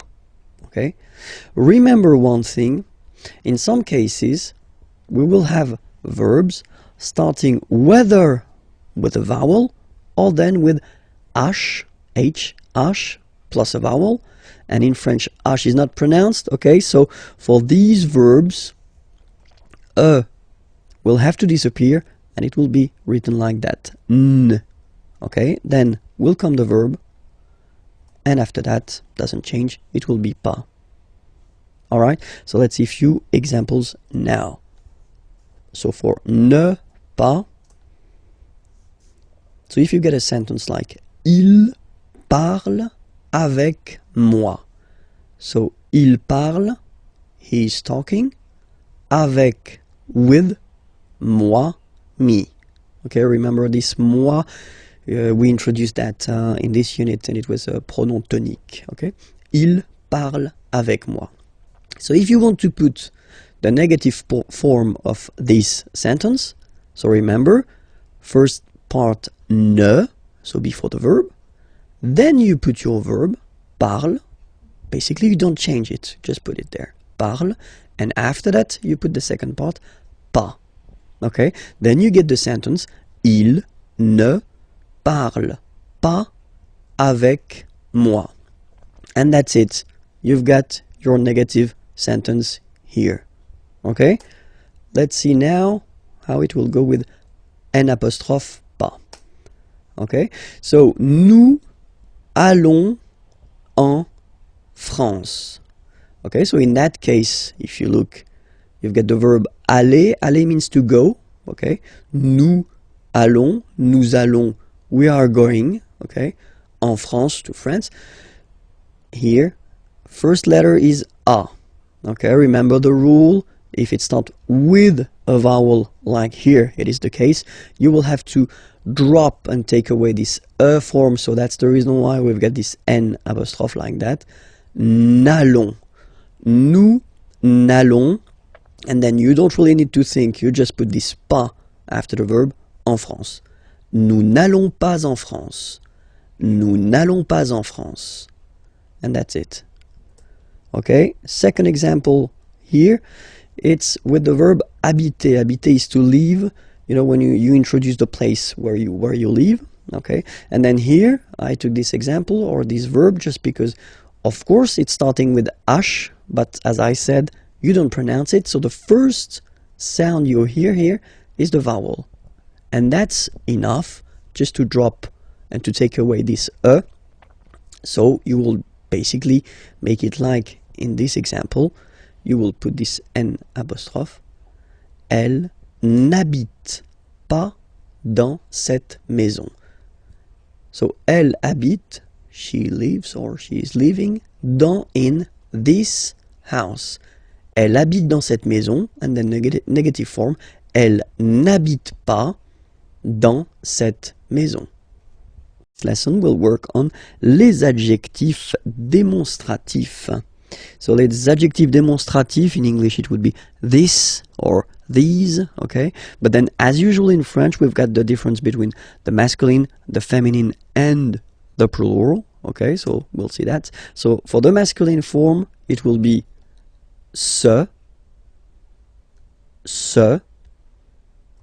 and then it will be cette, okay?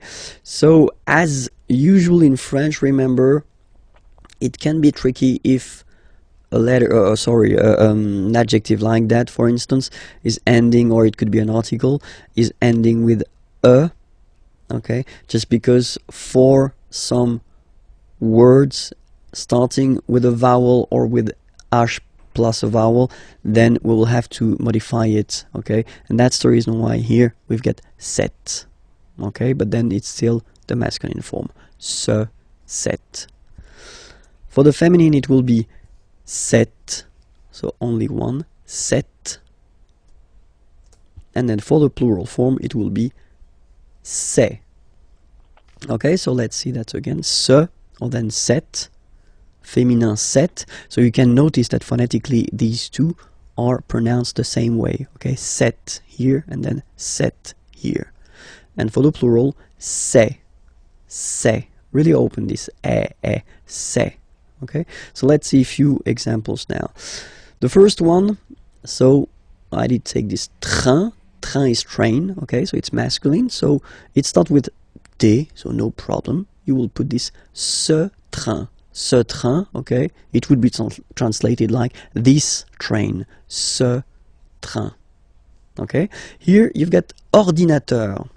So ordinateur, a computer, okay, and it's masculine, un ordinateur, okay. But if you look carefully, it starts with O, okay, so vowel, and then you will have to take this cette form, so the masculine form, but the one that we'll use with the words that start with vowels, or then H plus voyelle. Okay, so cet ordinateur, this computer, cet ordinateur. Okay, and then here we've got the word homme, man. Okay, but then it starts with H, as in French, H is not pronounced, so the first sound that we hear is O. Okay, and then it will follow the same rule. You'll have to use the masculine adjective démonstratif, but this form, cet homme. Cet homme. All right, femme, woman, cette femme, this woman, cette femme, cette femme. Okay, and then the last one, personne, persons, pluriel, ces personnes, ces personnes. Okay, so let's repeat them one more time. Ce train, cet ordinateur, cet homme, cette femme, ces personnes. In this lesson, and we'll work on the way to conjugate les verbes réguliers, so the regular verbs of the first group, okay, and they end with er, so let's start now. So let's take an example.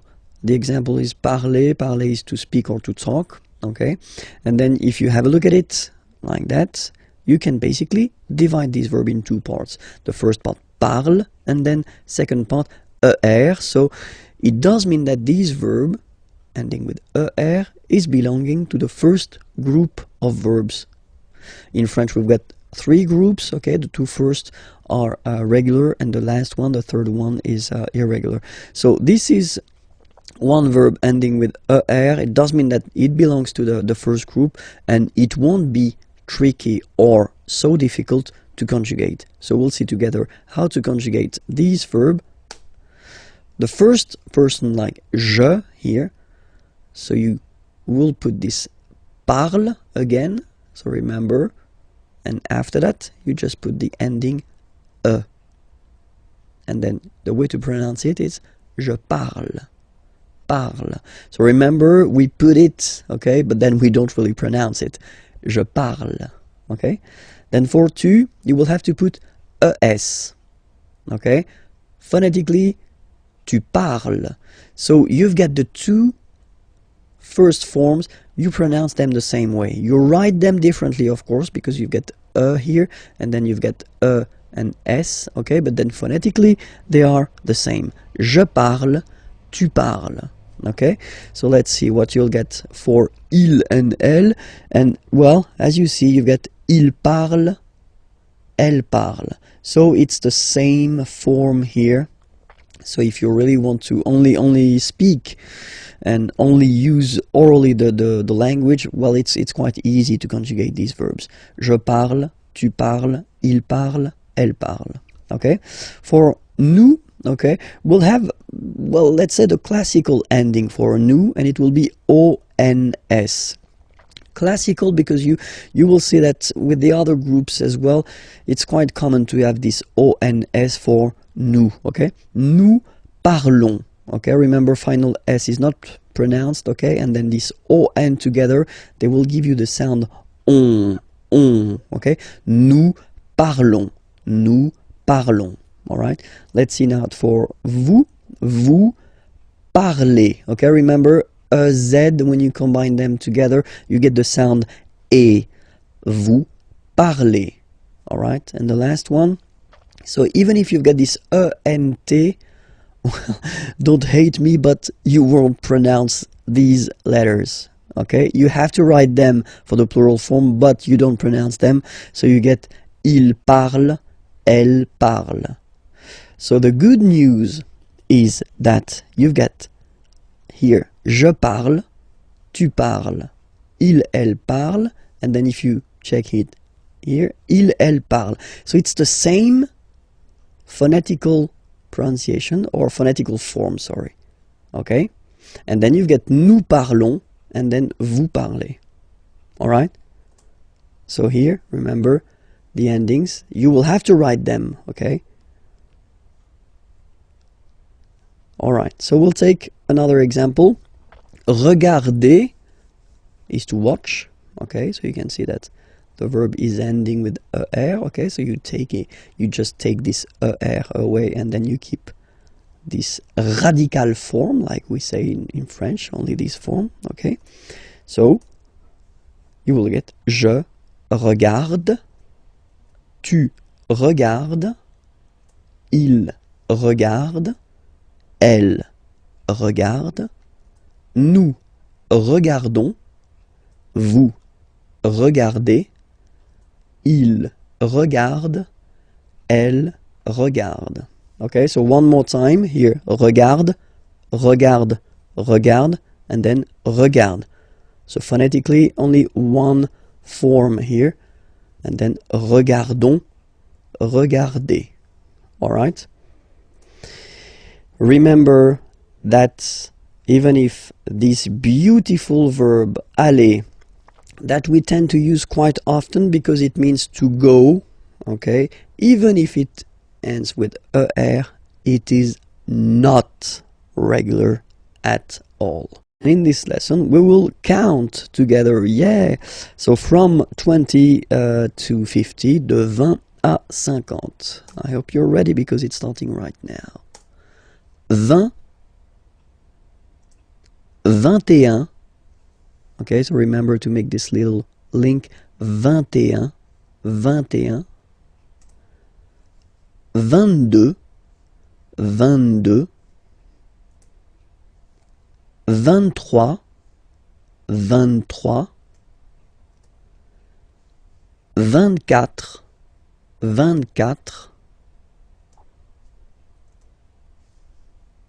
25, 25, 26, 26, so remember it's ending with X, but then we pronounce it S, 26, 27, remember set, it was this P disappear, you don't pronounce it, 27, 28, so here you make the liaison, 28, 28, 29, 29, 29, then here remember this en, 30, 30, 30, okay, don't insist on the it doesn't exist here, 30, 31, 31, 31, 32, 32, 33, 33, remember final S doesn't exist, 33, 34, 34, 34. Remember in French the rule is that if you start with, well, if you get this combination Q, U, A, well, you will pronounce it K, K.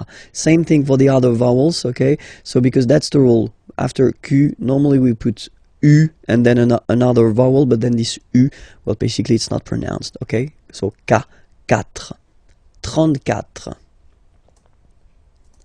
35, 35, 36, 36, 37, 37, 38, 38, 39, 39, 40. Okay, so same rule as previously, as for 4, okay? 40, 40, okay? 41, 41, 42, 42, 43, 43, 44, 44, 45, 45, 46,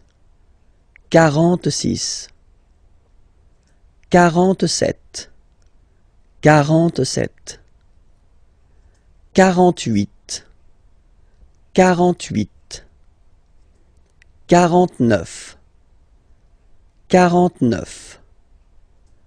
50, 50. Same thing here, okay, remember that you get this QU, but then you don't pronounce the U, and then you get the nasal, un, and then en, 50, 50, okay? We'll discover together le verbe venir. Venir means to come, okay, to come, so it's quite useful, and then you will have to use it quite often in French.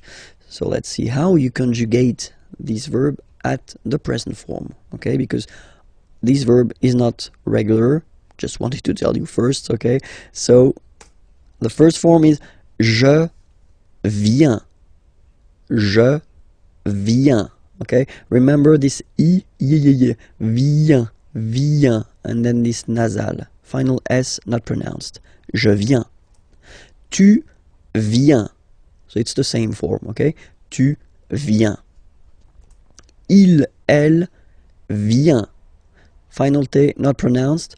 Il vient, elle vient. So if we take 1 second just to have a look at the je, tu, il, elle forms, they are phonetically the same.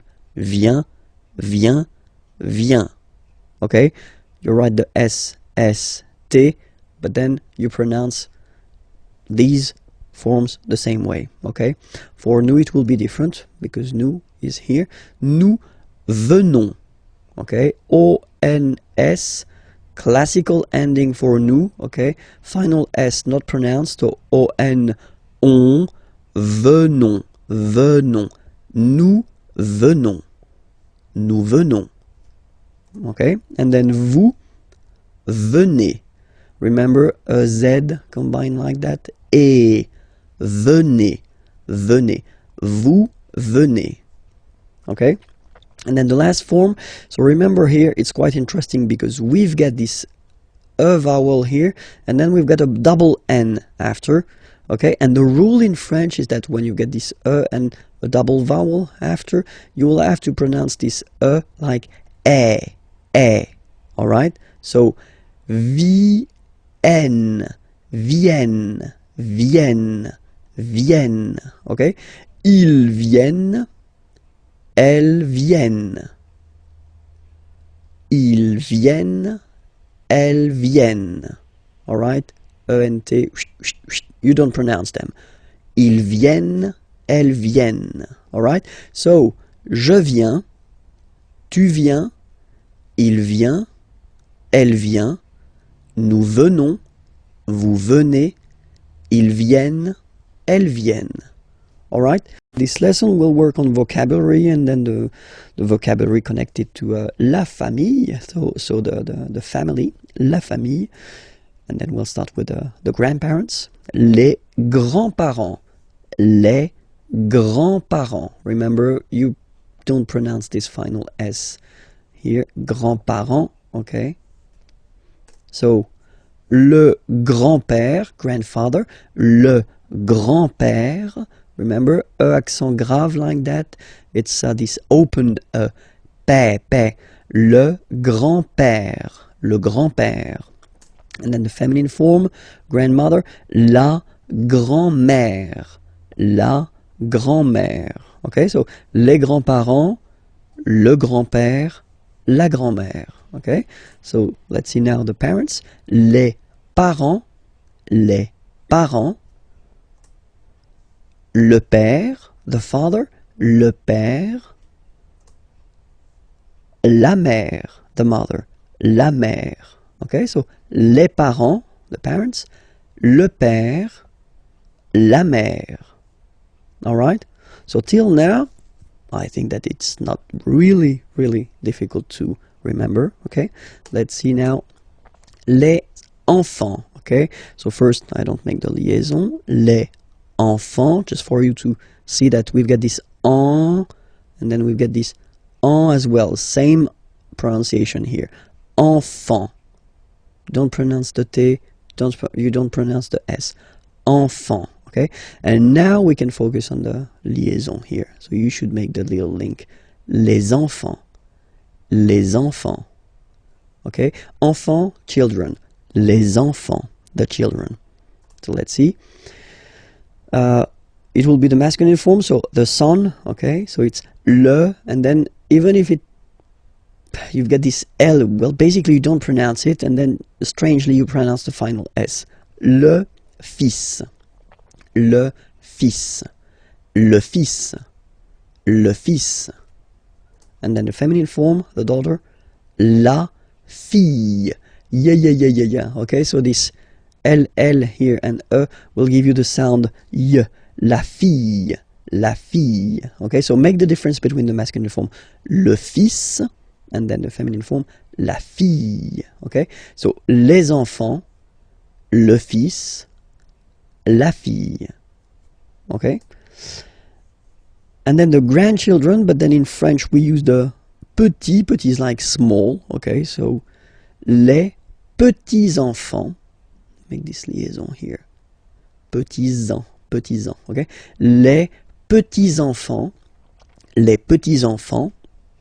So grandson would be in French petit-fils, okay? So le petit-fils, le petit-fils, and then the feminine form, la petite. So I insist because here it's t, okay? So really you need to make the difference between the masculine form petit and then the feminine form petite, okay? So la petite fille, la petite fille. So let's repeat them. Les petits-enfants, le petit-fils, la petite fille, okay? And then, when you're talking about your in-law family, well, in French we use this beau and belle, so it's beautiful, okay? So the beautiful family, you're talking about your in-laws, okay? So la belle famille, la belle famille. Remember, I-L-L-E, I, la belle famille, okay?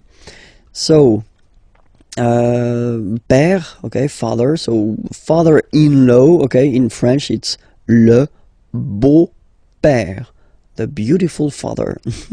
Le beau-père. So remember this E-A-U combination of vowels only give you the sound O, beau, okay, le beau-père. Mother-in-law, la belle-mère, la belle-mère, la belle-mère, okay, so let's see them one more time.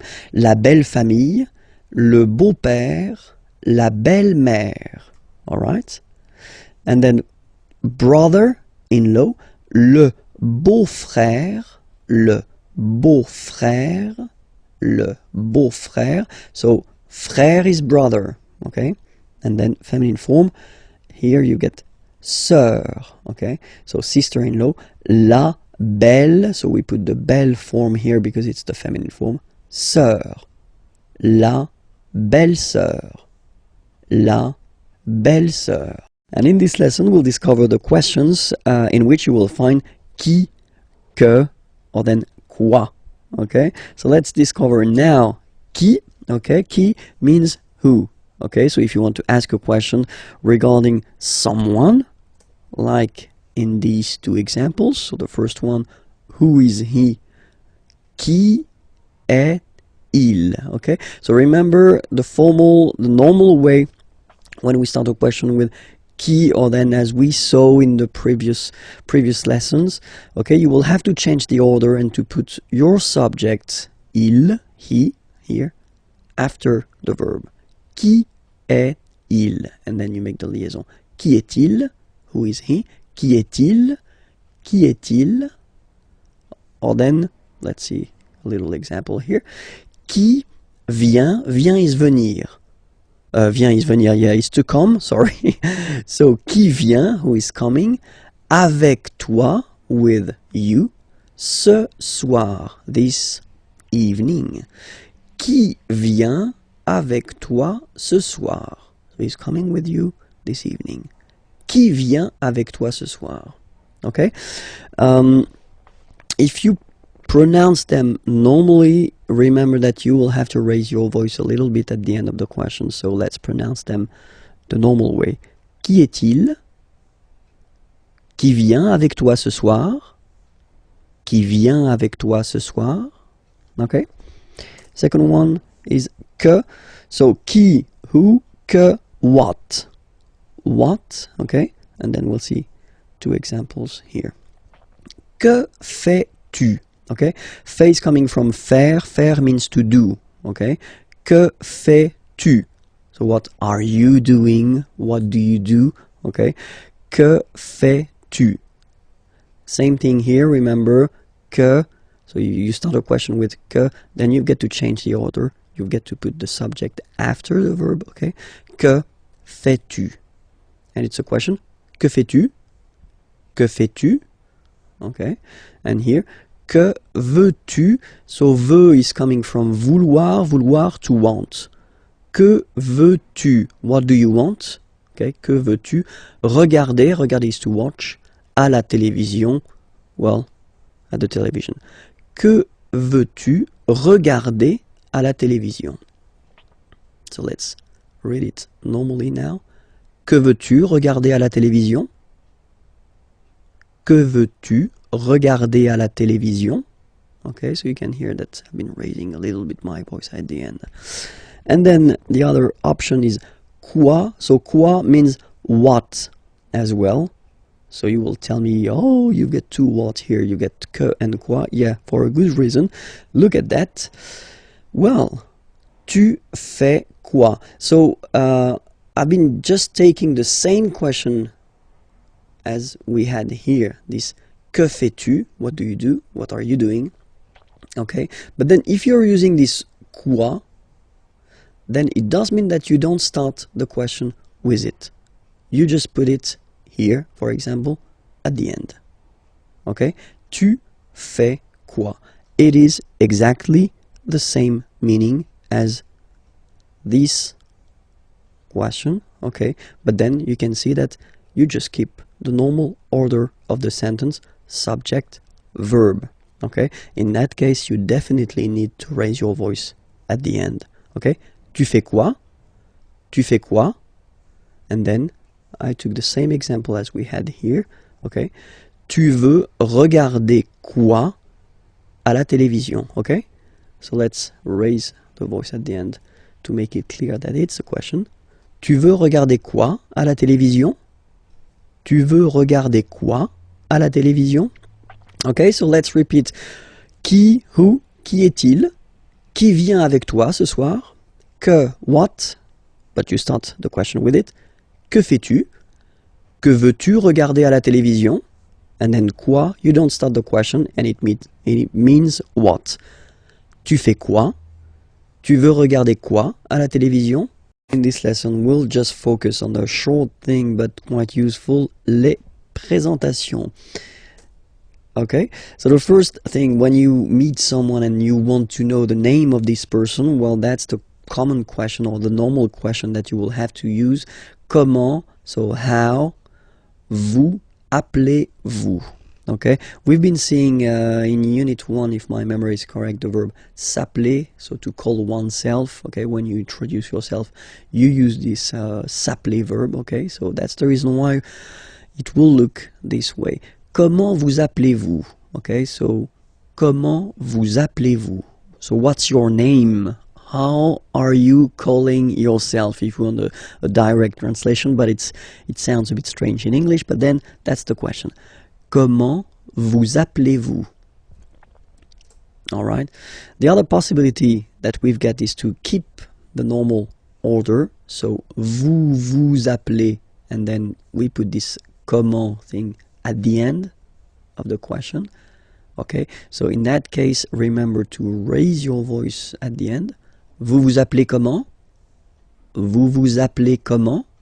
Okay. So it is exactly the same question. Okay, it is a bit less formal, this second option, okay, because the first one is the classic option that we've got. We start with how and then we change the order, we put the subject after the verb, okay, but then it is more, I mean, completely correct to ask a question like that. Vous vous appelez comment? Okay, and then the other possibility would be quel est votre nom? What is your, votre nom, name? What is your name? Quel est votre nom? Quel est votre nom? Raise a little bit. Quel est votre nom? Okay, so let's see them one more time. Comment vous appelez-vous? Vous vous appelez comment? Quel est votre nom? All right. In the first example, we've been using this vous form, so the polite form that normally we should use when we meet a person for the first time, okay? But then let's be frank, that if you're young and if you're meeting other young persons, then you can use this tu form, so the less formal way, okay? So the question will look like that. Comment tu t'appelles? comment tu t'appelles? Okay, or then same option that we've got. Tu t'appelles comment? So you put this comment at the end. Okay, don't forget to raise your voice because it's a beautiful question here. Tu t'appelles comment? Tu t'appelles comment? And then, quel est ton nom? What is your name? Quel est ton nom? Or other options. So I've been putting this option for this tu, okay, you, the less formal one, and not for the vous, because it is quite spoken this way. C'est quoi ton nom? Well, if you want to translate it directly, it's what your name, okay? It looks really, or it sounds really strange in English, but still it's possible in French. It is not formal at all, of course, okay? So don't use that if it's quite important or if the situation is quite formal, okay? C'est quoi ton nom? C'est quoi ton nom? Okay, and then if you want to, well, present yourself, then remember we're using this appeler, s'appeler, okay, to call oneself, okay.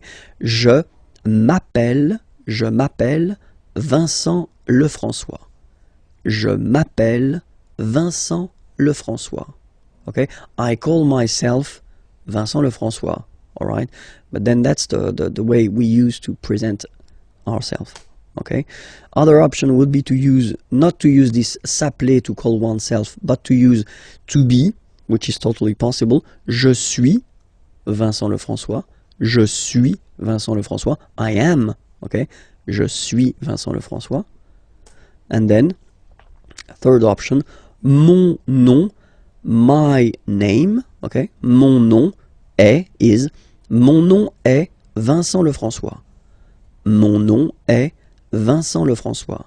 Okay, so let's see them one more time. Je m'appelle Vincent Lefrançois. Je suis Vincent Lefrançois. Mon nom est Vincent Lefrançois. This lesson will discover la situation de famille. So if you want to say what is your situation, your personal situation, then that's the correct lesson to watch now. Let's start. Je suis célibataire. So I know that many of you will laugh when they will see this beautiful célibataire word. It doesn't have any other indication but the fact that you are single. Okay, so if you want to say that you are single, whether it's the masculine form or the feminine form, it will be like that. Je suis célibataire. I am single. Okay, second option. J'ai un copain. Okay, boyfriend would be copain, okay, and then it's the feminine form here, girlfriend, copine. J'ai, so j'ai, I have, okay, j'ai un copain. I have a boyfriend. J'ai un copain. Féminin, j'ai une copine. I have a girlfriend. J'ai une copine.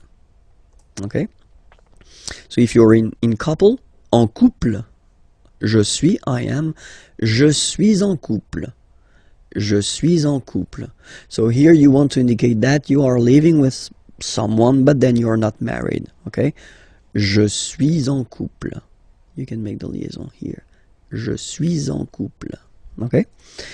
And then fiancé, engaged, all right? And then here you've got the masculine form. I've been putting here the feminine form. All right, so you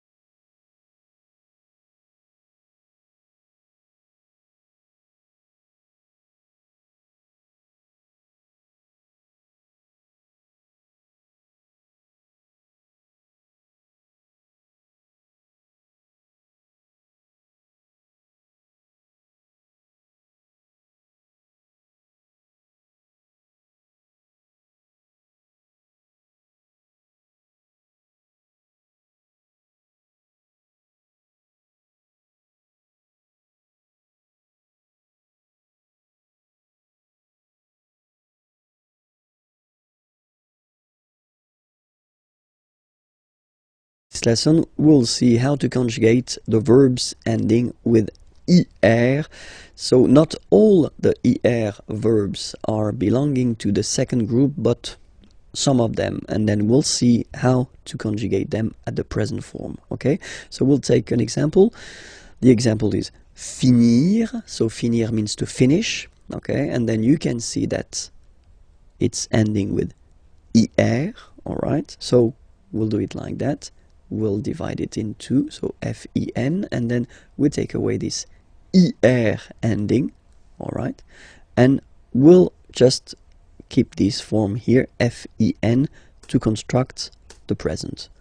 So you take it and you put it here, and after that you will add this ending. So for je, it will be IS. Je finis. Remember, final S is not pronounced. Je finis. Okay? Tu finis. So ES as well, like we had for je. So same way to pronounce it as well. You don't pronounce the final S. Tu finis. Il, elle finit. So IT, final T not pronounced. Il, elle finit. So je finis, tu finis, il finit. Phonetically, it's exactly the same form for these persons. Okay, so it's quite good if you want only to talk and not to write. So just focus on this fini form. You know that it's for je, tu, and il, elle. Okay, but then for nous, so have a look. Nous finissons. Okay, ISSONS. Issons. Nous finissons. Finissons. Okay, final S not pronounced. Nous finissons. Vous finissez. Vous finissez. Okay, EZ at the end gives you the sound E. Okay, finissez, finissez. Vous finissez. Ils finissent. So remember, as usual, when we've got the verbs ENT not pronounced. Ils finissent. Elles finissent. All right, so let's see them one more time. Je finis. Tu finis, il finit, elle finit, nous finissons, vous finissez, ils finissent, elles finissent. All right, let's take another example. Unir, to unite. Okay, same rule. We just keep this UN, and then you spot the ending, you take it away, and you will keep the UN to construct. So, j'unis, same way. Tu unis, il unit, elle unit, nous unissons, vous unissez, ils unissent, elles unissent. Okay, so it's the same, exactly the same. So same group, same way to conjugate it. Okay, let's take choisir, third example. You spot it ending with er here. Choisir means to choose. Okay. Then, same way. Je choisis, tu choisis, il choisit, elle choisit, nous choisissons, vous choisissez, ils choisissent, elles choisissent. And we'll discover together, well, the plural form, how to construct or how to make a plural form. So it's le pluriel en français. So let's start now. So we'll take this example, okay, basic example. A friend, un ami, okay, un ami. Okay, so here you can see that we've got this article indéfini, un, at the masculine form, singular form, and then we've got ami, friend, like that, at the singular form as well. So if we want to construct the plural form, well, obviously the article will change. Okay, we saw previously that the plural article was des in that case, and then we keep the same word, so ami, and the rule goes like that. You get to add at the end of the word s. Okay, in that case, and as in most of the cases, you won't pronounce it, but you will have to put it. Okay, and so you've got des ami, okay, and if you make the liaison, so the link between the two, you will get des amis, okay, des amis. So ami, remember, doesn't change. Even if you get to write the S, then you don't pronounce it, okay. And now let's see a few examples. So this one, une femme,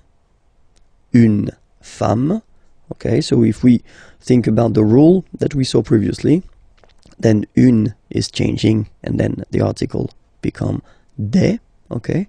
Femme, you write it like it was at the singular form, and then you just add this S at the end, and as we said, you don't pronounce it, so you get des femmes, okay, des femmes.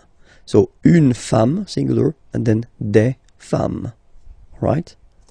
And then un homme, if we make this little link between the two, un homme, and then we'll put this word at the plural form. So same thing here. So this article indéfini un is becoming des in that case, and then you rewrite the word homme, and after that you just put the S at the end. You don't pronounce it, so you get des hommes, okay. Un homme, singular form, des hommes, plural form. Okay, and then I took this example with this article défini le, okay, so le livre,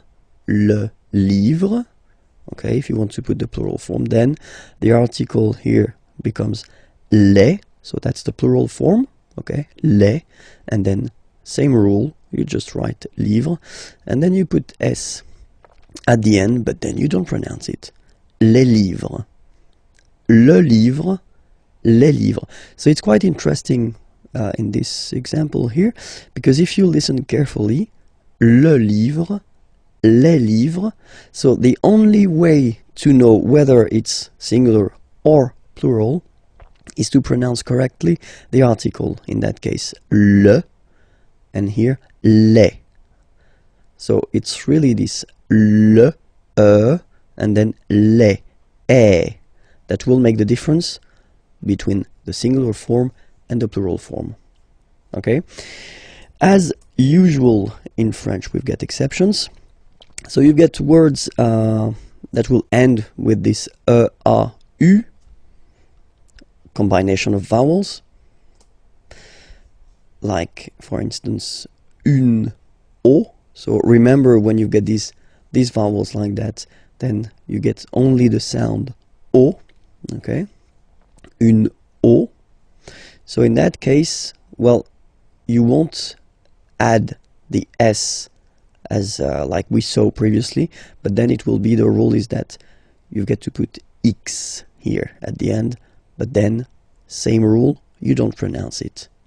Des eaux, okay, une eau, des eaux, all right.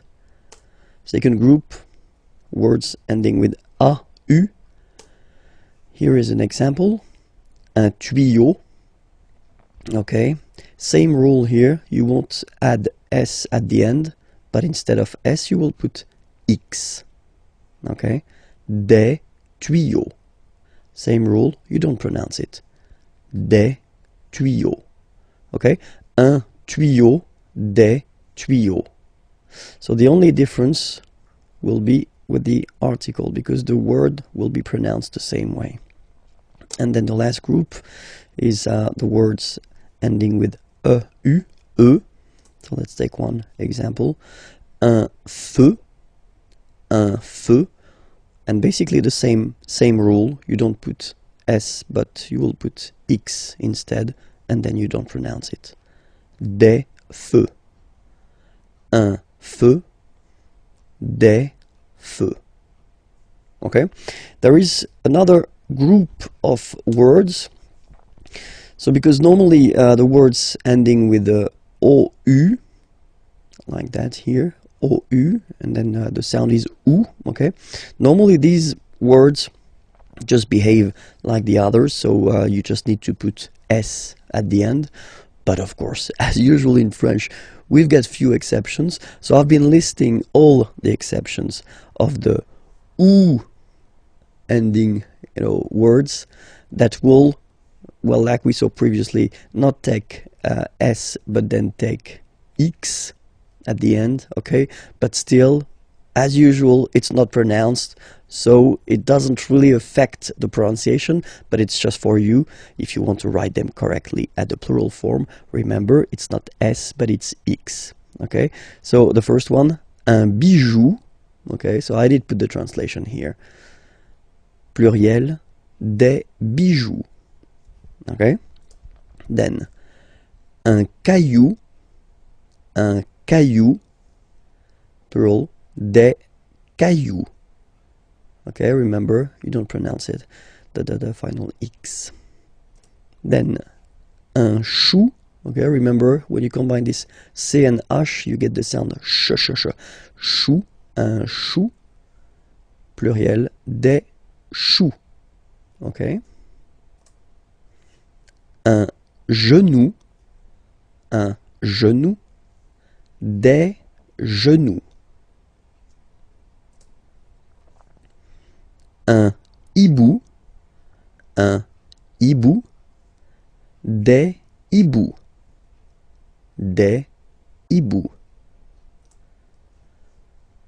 un joujou, des joujoux,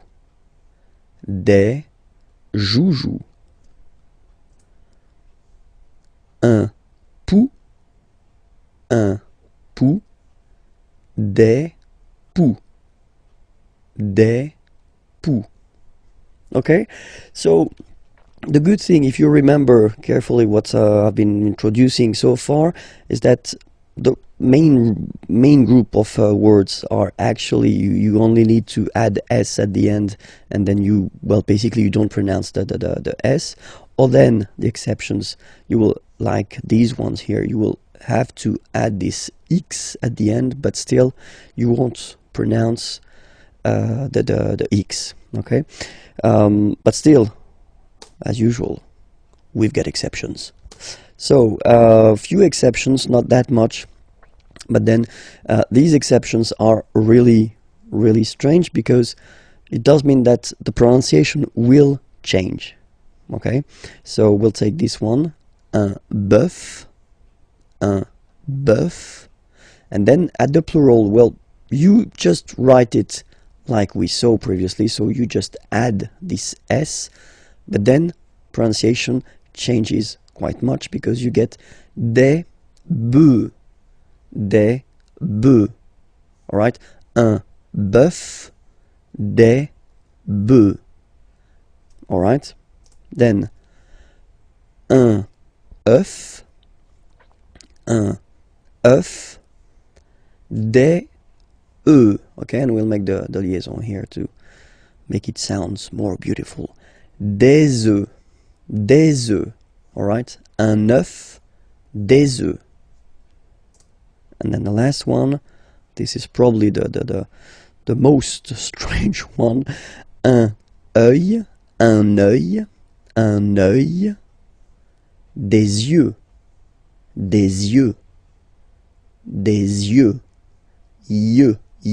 okay? Don't pronounce the final X as usual. Des yeux, alright? Discover together le verbe pouvoir. Pouvoir means to can, okay, so it's quite useful.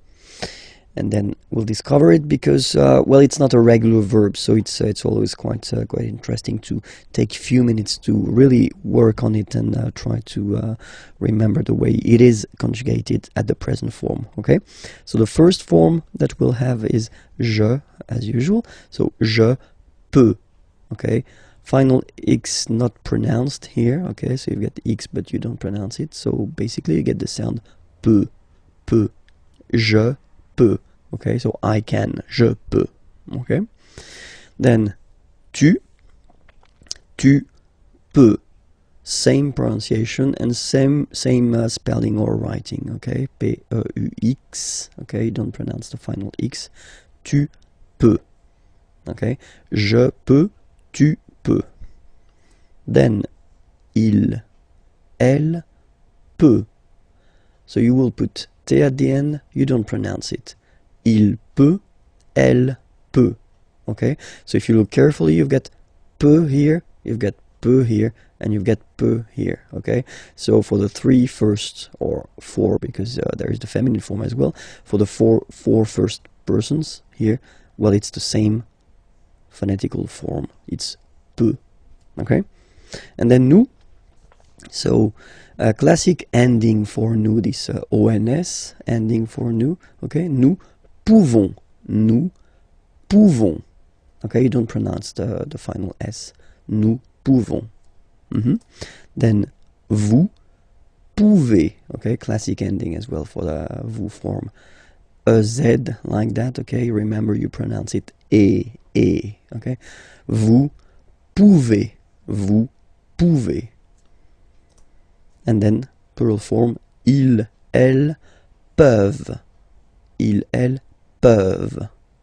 Okay, so be careful because as you can see, you've got this EU here, EU here, EU here, and then it's coming back here as well. Okay, so the only OU that does connect to the infinitive here. Pouvoir, it's only for nous and vous. Okay, so let's read them one more time.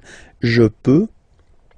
Tu peux, il peut, elle peut, nous pouvons, vous pouvez, ils peuvent, elles peuvent. Okay, as usual, this ending, this ENT ending, you write it, you don't pronounce it. Okay, peuvent, peuvent, peuvent. Okay, so it's really useful. You should really, I mean, definitely know it by heart. Okay, so try your best. Well, watch again this video if you need it, and then I hope it will enter in your head quite easily. Okay, let's see some example now. Je peux chanter. Okay, je peux chanter. So you can see that in that case, when you construct a verb, or sorry, you construct a sentence with the verb pouvoir, here you've got a second verb, chanter, and it means to sing. Okay, so I can sing. Well, you should all the time put the second verb at the infinitive form. Okay, so when we talk about the infinitive form, normally it's the basic form of the verb. Okay, je peux chanter. Another example, tu peux partir. Partir is to leave. You can leave. Tu peux partir. All right, same thing here. Okay, second verb, well, basically coming right after, of course, and then at the infinitive form. All right, elle peut dessiner. Dessiner is to draw. Elle peut dessiner. She can draw. Okay, elle peut dessiner. And in this lesson we will try to focus on le verbe devoir. Devoir means to must, okay, so it's quite useful. And especially it's not a regular verb, so it's always good to spend a few minutes on the conjugation at the present of this verb. Okay, so let's start now. Let's see, so le verbe devoir, to must, at the present form. Je dois. Okay, remember final S is not pronounced. Je dois. OE, when you combine the two, you get the sound wa wa wa. Je dois. Okay? Tu dois. Final S not pronounced. Tu dois. Il, elle, doit. Final T not pronounced. Il doit, elle doit. Okay? So if you have a look at these forms, phonetically they are the same forms. Okay? So doit, doit, and then doit, okay? And then nous is coming. Nous devons, okay? Classic ending, ONS for nous, okay? You just pronounce this on, ON, this nasal, okay? And then the S, final S is not pronounced. Nous devons, okay? Nous devons, well, basically we must, okay? And then vous devez. Remember, classic ending for vous here, a Z, but then you pronounce this combination of two letters, et, devez, devez, vous devez. Alright, and then the last one, ils doivent, so same thing, classic ending for the plural form, ENT here, okay, but then you don't pronounce it. Doivent, doivent, elles doivent, ils doivent, elles doivent. Okay, so let's repeat them one more time. Je dois, tu dois, il doit, elle doit, nous devons, vous devez, ils doivent, elles doivent. Alright, so let's see a few examples now. The first one, je dois étudier. Étudier is to study, okay? So it's a verb, and then the rule in French goes like that. If you get to put two verbs in a sentence, like here, the second one must be at the infinitive form. So when we talk about the infinitive, it's the basic form of the verb, okay? So étudier, study. Je dois étudier. I must study. Je dois étudier. Okay? Then, il doit choisir. Okay? Same thing here. Choisir means to choose. Okay? And so, I did put here the infinitive form, so the basic form, IR form. Il doit choisir. Okay? He must choose. And the last example, nous devons répondre. Répondre is to answer. Répondre here, okay? Nous devons répondre. We must answer. Nous devons répondre. Okay? We are going to discover together European countries, so les pays européens. Okay? So let's start now with les pays européens. And the first one, la Grèce. La Grèce. Okay, so remember gr, gr. And then this accent grave like that, open. Grèce. Okay, la Grèce. Le Portugal. Le Portugal. L'Espagne. L'Espagne. Okay, don't insist on the final E because basically it's not pronounced. L'Espagne. Gna, gna, gna. L'Espagne. L'Espagne. L'Italie. L'Italie. L'Italie. Okay, so you can see that for these two countries here, as they are starting with a vowel, like here, okay, as we saw in a previous lesson, the article is modified and then it's L apostrophe, like that, okay? Le Luxembourg, okay, final G not pronounced, and then when you combine this M here, you get the sound en.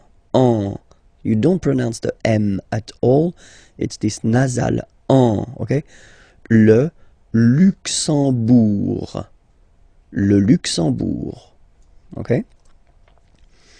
La France. La France, okay? A-N here, nasal en. La France. Okay? We continue. Les Pays-Bas. Final S here, not pronounced. Same thing here. Pays, and then bas. Les Pays-Bas. Okay? Then l'Irlande. Remember, this is E and it should be pronounced like E. Irlande. Irlande. Okay, A-N, en, D, and final E, not pronounced. Irlande. Le Royaume-Uni. Le Royaume-Uni. Le Royaume-Uni. Okay? L'Allemagne. L'Allemagne. Gna, gna, gna, gna. Remember this G and E, it can be quite tricky at the beginning to produce, I mean, the sound gn, okay? But really you should work on that because it's quite, well, it's not coming all the time, but it's not rare. I mean, the sound is not rare in French, okay? Gn. L'Allemagne, l'Allemagne, okay? La Belgique, okay? Remember Q-U-E here, you will get only the sound k, okay? Belgique, Belgique. So it's not Belgique, not at all, okay? Because it's only the k. Belgique, okay? Le Danemark. So same sound here, this k and then this Q-U-E, well, they will produce the same sound here. Belgique, le Danemark, okay? L'Autriche, okay, remember sh here. L'Autriche, l'Autriche, okay? La Suède, la Suède, Suède. Remember, accent grave, it's really open. Suède, Suède. La Suède. La Finlande.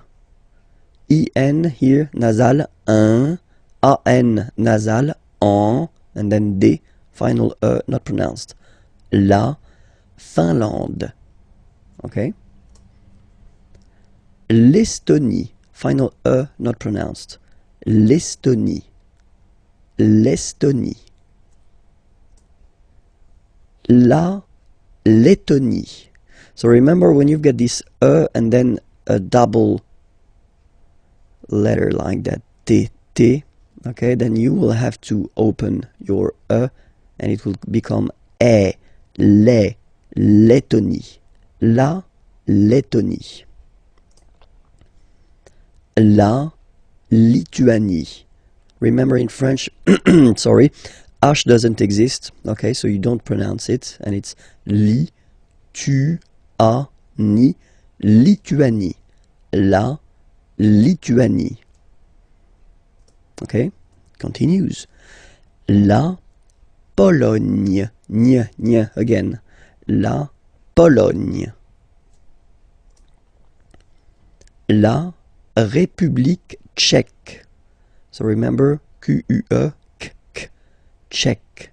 La, and then here as well, République.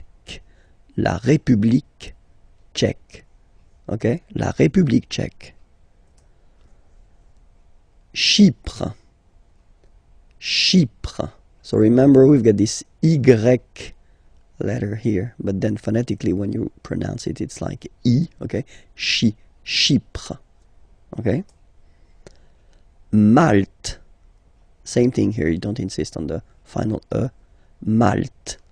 Malte. La Slovénie. Remember, you get this E accent aigu here, it's E. Slovénie. Final E, as usual, not pronounced. La Slovénie. Okay? La Hongrie. So remember, H doesn't exist, so you don't pronounce it. So it starts with O-N, on, and then gris, final E, not pronounced. La Hongrie. La Hongrie. Okay? Les nationalités. So basically I've been making this nationalities lesson based on the previous lesson. So leçon D. Okay, so I definitely invite you to check the leçon D if you want that everything is clear for you. Okay, but then les nationalités, and it's starting right now. La Grèce. Grec, so I will put each time the masculine form for the nationality, Grec, and the feminine form here for the nationality, okay? So you get the country, la Grèce, and then you get Grec, masculine form, Grec, feminine form. You write them differently, but then, if you listen carefully, Grec, you pronounce them the same way. Okay? Le Portugal, portugais, portugaise. Okay, so listen carefully. Portugais, portugaise. The only difference between the two, as usually when we'll have some, nationalities ending with AES, like that, e, and then the feminine form, es, okay, it will be only in this z sound, the difference between the masculine form and the feminine form, okay? Masculine, portugais, you don't pronounce the S. Feminine form, portugaise, you pronounce this z sound, okay? And then l'Espagne, espagnol, remember, espagnol, espagnol. So you get this final E for the feminine form, but then phonetically it's the same. L'Italie, italien, italienne. Remember, when you get this E followed by a double consonant like here, then you will have to open it. Italienne, italienne. Okay? Le Luxembourg, luxembourgeois, luxembourgeois, and then feminine form, luxembourgeoise. Okay, same thing here, only difference, joie, joie, joise, z. Okay, you insist on it. Luxembourgeois, masculine form, and then luxembourgeoise, feminine form. Then, la France, français, française. Okay, c'est, and then says. Okay, français, française. All right. It continues. Les Pays-Bas, néerlandais, néerlandaise. Néerlandais, néerlandaise. Okay. L'Irlande, irlandais, irlandaise. Le Royaume-Uni, britannique. Okay, only one form, whether it's masculine or feminine, britannique. L'Allemagne, allemand, allemande. Okay, same thing here. En, okay, you don't pronounce the final D, but then you pronounce it here for the feminine form. Allemande, d, okay? Allemand, allemande. La Belgique, belge. So only one form here for the masculine and the feminine form. Le Danemark, danois, danoise. Z, okay, insist on that. Danois, don't pronounce the final S. Danoise, here you pronounce it. L'Autriche, autrichien, autrichienne. So same thing here. You get E and then double N. You open the E. Autrichienne. Okay? Autrichien, autrichienne. La Suède, suédois, suédoise. Okay? Suédois, suédoise. La Finlande, finlandais, finlandaise. Finlandais, finlandaise. L'Estonie, estonien, estonienne. Same thing here, double N, E, and then you open it. E, estonienne, estonienne. La Lettonie, letton, lettonne. Letton, lettonne. La Lituanie, lituanien, lituanienne. Same thing here. You open the E.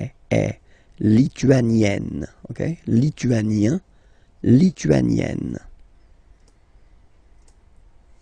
La Pologne, polonais, polonaise.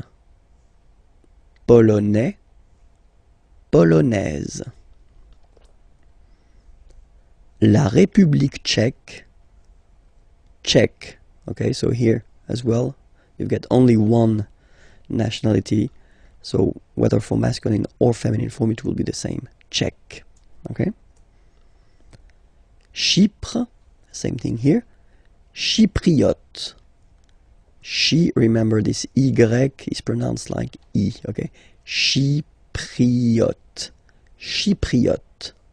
Okay?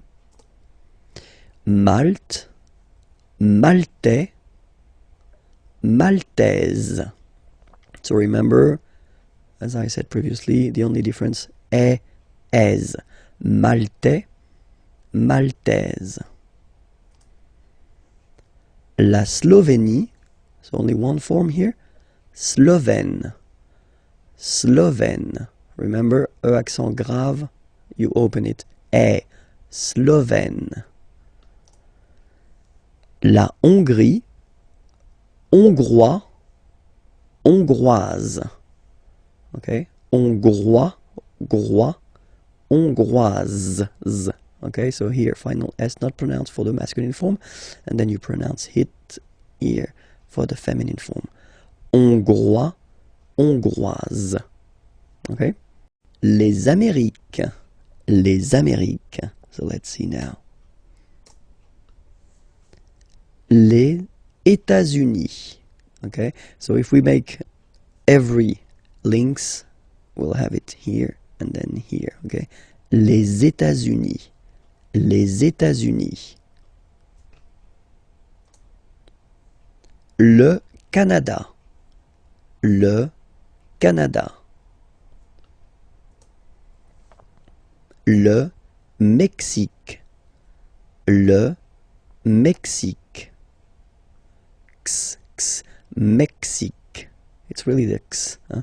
Le Mexique. And then remember this QUE, it's only K. Mexique. Okay.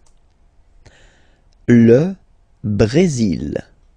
Le Brésil. Okay, you will pronounce the final L here, and then remember accent aigu goes like E. Brésil. Le Brésil. L'Argentine. Okay, so you've got this nasal here. En, l'argent, and then tin. Don't pronounce the final it just gives you the pronunciation of the N. In. L'Argentine. L'Argentine. Le Chili. Le Chili. Okay, remember, CH, sh. Okay, Chili. Le Chili. La Bolivie. Okay, final not pronounced. La Bolivie. La Bolivie. Alright, so I assume everything is clear. We can repeat them one more time. Les États-Unis, le Canada, le Mexique, le Brésil, l'Argentine, le Chili, la Bolivie. Okay, and then we'll see now the nationality. So you will see here each time first the masculine form and then the feminine form. Okay, so les États-Unis, américain. So when you talk about the nationality, américain, masculine form, un, américain, and then feminine form, américaine, américaine. Okay, it's really open, this AI, américaine. Okay. Le Canada, canadien, yin, here, canadien, canadienne, yen. Remember, here you've got double N, so you've got to open the so it will become canadienne. Okay.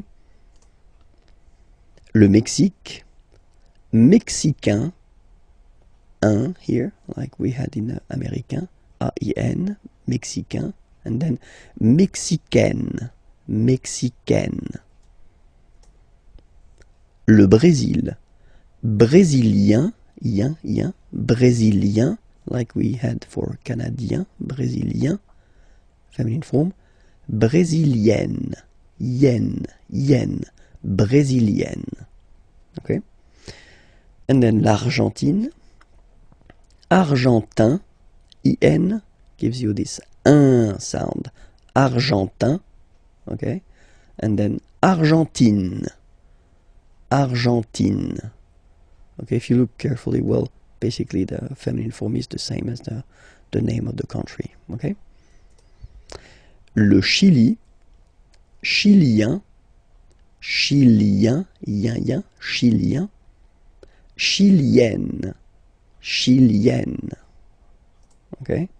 And then la Bolivie, bolivien, yen, same, bolivien, and then feminine form, bolivienne, bolivienne. Okay. This lesson we'll discover together le verbe attendre. So attendre means to wait. Okay. So it belongs to the third group of verbs. So not the regular one, the irregular. So that's the reason why it's quite important to take a few minutes to discover together the way to conjugate this verb at the present form. Okay. So let's see now how it will go. So the first form will be j'attends. J'attends. Okay, you get D and S. Well, basically you don't pronounce them. Okay, and then you get only the sound attends. Nasal here, en, j'attends. Okay. Second form, tu attends. Okay, you can see that, well, it is exactly the same one, so same way to pronounce it. Attends. Okay. Il attend, elle attend. So the only difference between this one, so this il form and the tu or je form, okay, if you want to write, it's just that if you look carefully, you don't have the final S here, okay, but then basically if you want to only pronounce or only speak, then, well, it's exactly the same way to pronounce these forms, okay. J'attends, tu attends, il attend, elle attend. Okay, but then nous is coming here, all right, and then we've got the classic ending for nous, so ons. Okay, you don't pronounce the s, so you get only this on sound. Okay, attendons, nous attendons, so we'll make the link between the two, la liaison. Nous attendons, nous attendons. Vous form. Same thing, classic ending for vous, ez, okay. When you combine the two, you get the sound et, okay. Vous attendez, attendez, okay. Let's put here the liaison, the link. Vous attendez, vous attendez, okay. And the last one, same thing, classic ending for il, elle at the plural form, ent, but then you don't pronounce them. Ils attendent, okay, so remember you get to pronounce this, d at the end, okay. Elles attendent, all right. If you make the link, ils attendent, elles attendent, okay. So let's read them. J'attends, tu attends, il attend, elle attend, nous attendons, vous attendez, ils attendent, elles attendent. Okay? So I've been making few sentences just to show you how it works, or the meaning.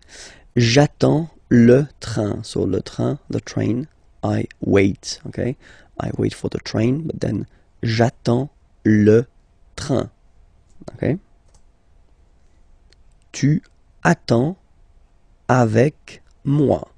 So you wait, and then avec means with, moi, me. You wait with me. Tu attends avec moi. Il attend sa femme. Okay, remember, sa, it's the possessive, his in that case, and then femme, wife. Il attend sa femme. Nous attendons tranquillement. Nous attendons tranquillement. So here I wanted to show you how it could work if you put this tranquillement. So tranquillement is quietly, and it's an adverb. Okay, it's ending with ment like that, which is one of the classic ending for the adverbs. We'll have the time to see that a bit later. But then, yeah, quietly is tranquillement. Nous attendons tranquillement. So basically you put this adverb after your verb. Okay? Nous attendons tranquillement. Vous attendez les enfants. Okay, children, les enfants. Vous attendez les enfants. Elles attendent votre réponse. Réponse, answer, and then remember, votre, it's the possessive, your. Elles attendent votre réponse. Okay? So I will read them one more time, and I will read them at my normal speed. Okay? Just for you to get used. Because I've been reading them quite slowly when we were just we were covering them previously. Okay? So, j'attends le train, tu attends avec moi, il attend sa femme, nous attendons tranquillement, vous attendez les enfants, elles attendent votre réponse. Le verbe répondre. Répondre means to answer, so it's quite useful. And then, well, it belongs to the third group of verbs, so we'll see how to conjugate this verb répondre at the present form. So let's see now the first form. Je réponds. Je réponds. Okay, so you can see that D and S here are not pronounced. Je réponds. Okay. Tu réponds. Well, the same form. Okay, exactly the same form, so the same pronunciation. Tu réponds. Il répond. So, final D is not pronounced. You will only have this on nasal sound at the end. Répond. Elle répond. Okay? So, je réponds, tu réponds, il répond, elle répond. Okay? So far, only one way to pronounce it. Alright? Then, of course, for nous, we've got the normal and classic ending ONS. Okay? Don't pronounce the final S. You only pronounce this on sound. So you get répondons. Nous répondons. Nous répondons. Okay? And then classic ending for vous as well. EZ. Okay? Remember, you combine these two letters, you get the sound E. So, répondez. Vous répondez. Vous répondez. Okay? And then the last persons here. Ils répondent. So same thing here, classic ending, ENT, but then you don't pronounce it. Okay? Répondent. Répondent. Ils répondent. Elles répondent. Okay, so let's see all the form one more time. Je réponds, tu réponds, il répond, elle répond, nous répondons, vous répondez, ils répondent, elles répondent. Alright? Hier, yesterday, aujourd'hui, today, demain, tomorrow. Okay? Hier, yesterday, aujourd'hui, today, demain, tomorrow. So let's see now. Hier, so yesterday. Hier matin. Matin is morning. Okay? So yesterday morning will go in French like hier matin. Hier matin. Okay? Après-midi means afternoon. Hier après-midi. Yesterday afternoon. hier après-midi. Hier après-midi. Alright? And then soir, evening. Hier soir. Hier soir. Okay, so let's repeat that. Hier. Hier matin. Hier après-midi. Hier soir. Okay? So now, aujourd'hui. Today. Aujourd'hui. Ce matin. So we put here this matin. Morning. This morning. Ce matin. Cet après-midi. This afternoon. Cet après-midi. Cet après-midi.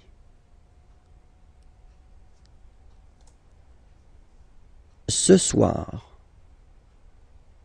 So soir, evening, this evening. Ce soir. Ce soir. Alright? And then, demain, so tomorrow.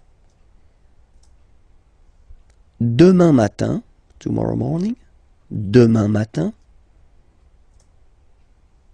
Demain après-midi, tomorrow afternoon. Demain après-midi. Demain soir.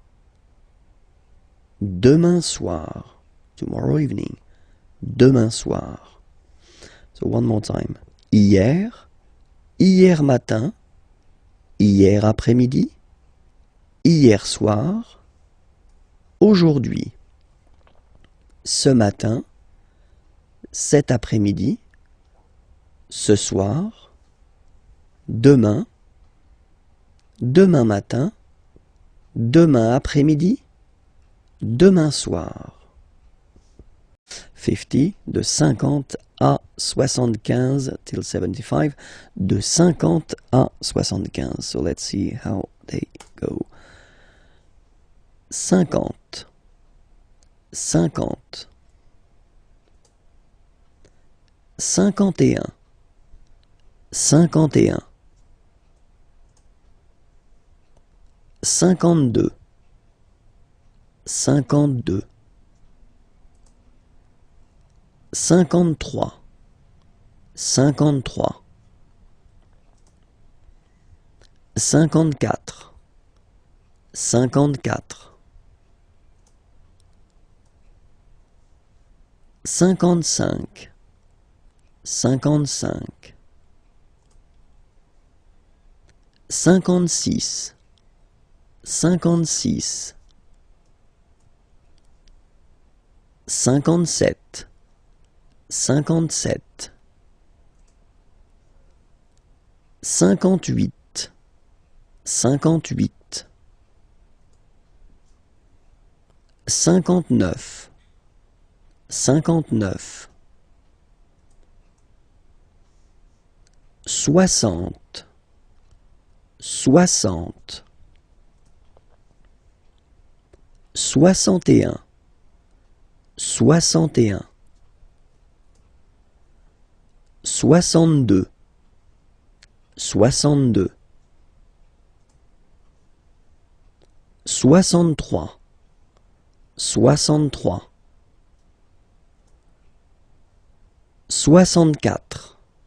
63, 64, 64, 65,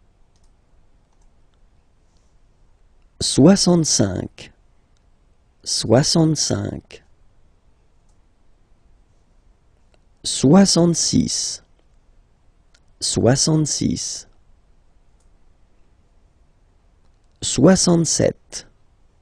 67, 67, 68, 68, 69, 69. And that's normally when my students, when I'm in class with them, start to look at me like they would like to kill me, because now we're getting to the tricky point in French, okay? So have a look here. Now we've got this 70, of course. But then in French, it's a bit more tricky because you take back the 60, 60, and then you will add the 10, 10. Okay, so for this 70 session here, you will have to use this 60 and then 10, and so all the numbers from 10 to 19, you will have to put them right here after. Okay, so let's see how it goes. 70, 70, 71, 71. Okay, so you can see here now. 60, 60, and then 11, 11. 71. 72, 72. Same thing here. 60 and then 12. Okay. 73, 73. 74, 74. 75, 75. Okay, so we won't go further, not to be more traumatized, because I've got some nice surprises after that as well. Okay, so remember that well, till 70, well, it's quite not easy, because it's always difficult to remember the numbers, but still it's not that tricky. Okay, so remember that for 70 here, so from 70 to 79, you will have to use this 60, so 60, and then the numbers from 10 to 19. Okay, 10, 11, 12, 13, 14, 15, etc. So we'll see the rest in a coming lesson. So now what we'll do, we'll go to till 100, and then we'll see all the what tricky and irregular forms. Okay, so if you remember, when we stopped, it was here. Okay, so 75. In French, we'll have to use this 60, so 60. Okay, and then after that, you will have to put this 15, 15. Okay, so remember, from 70 to 79, it will work the same way. So you will have to put this 60 and then the numbers from 10 to 19 after. Sorry, yeah, 19, yes. Okay, so in that case it's 75, 75, okay, 60, and then 15. Okay, next one, 76. Okay, so 60 and 16. Okay, 76. All right. 77. 77. 78. 78. 79. 79. And then 80. Okay, so for 80 it's 80. 80. All right. 81. 81. 82. 82. 83. 83. 84. 84. 85. 85.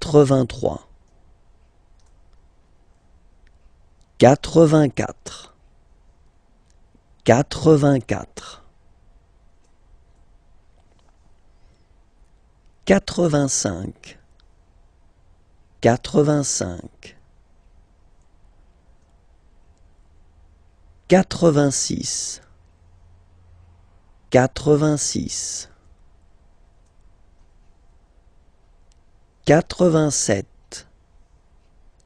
86. 87.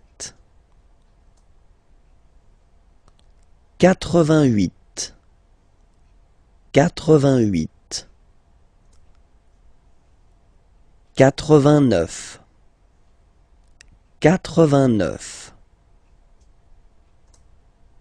And now for 90, well, basically it would be the same thing as we had for 70.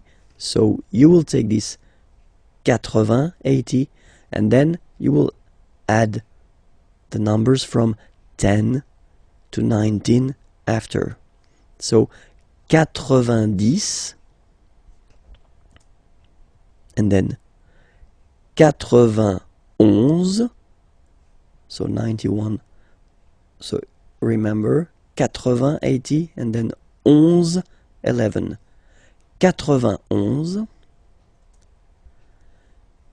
91, 92, 92, 93,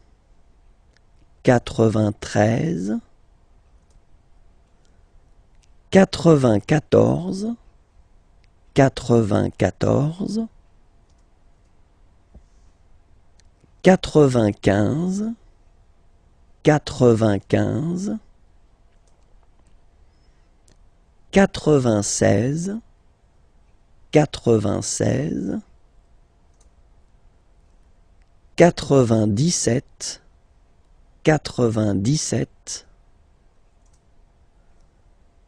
98, 98, 99, 99,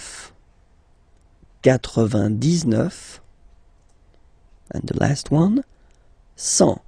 Remember, final T not pronounced. 100. Okay? Discover this parce que form. So parce que means because. Okay, and it's really useful. So we'll see how to use it. Okay, so parce que here. So the first use of parce que is when you want to introduce the reason. Okay, so we've got two examples here. Il ne mange pas tout de suite. Okay, so here you've got the negative form, remember, ne, and then pas. Manger means to eat. Il ne mange pas, so he doesn't eat. Tout de suite, well, basically it means right now. Parce qu'il, okay, préfère attendre. So in that case, because he prefers to wait. Il préfère attendre. Okay? Préférer, to prefer. And then here you can see that attendre is to wait. Second verb, okay? And then you should put it like here at the infinitive form, so the basic form of the verb, okay? Il ne mange pas tout de suite parce qu'il préfère attendre. Okay? Second example, nous allons dehors. Aller is to go, dehors, outside. Nous allons dehors, so we go outside. Parce que, so because. Nous voulons marcher. Vouloir, to want. Marcher, to walk. Nous voulons marcher, we want to walk. Okay? Nous allons dehors parce que nous voulons marcher. Okay? And then the second option to use this parce que is when you want to introduce the cause, la cause. Okay? Example here. Il prend son parapluie. Parapluie, umbrella. Prendre is to take. Il prend son, his.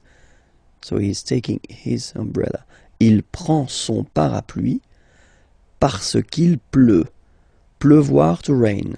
It rains, il pleut. Il prend son parapluie parce qu'il pleut. Okay? And then, second example. Il appelle le garagiste parce que sa voiture ne démarre pas. Okay? Appeler is to call. Garagiste is this nice person that will fix your car if it's broken or if it doesn't start, like in this example. Okay? Parce que sa voiture, voiture is car, sa voiture, possessive, his car, and then ne pas, so you get the negative form here, and démarrer is to start. Il appelle le garagiste parce que sa voiture ne démarre pas. So because his car doesn't start. Okay? Il appelle le garagiste parce que sa voiture ne démarre pas. All right, so you can see the two main way of using this parce que. So the first one, the reason.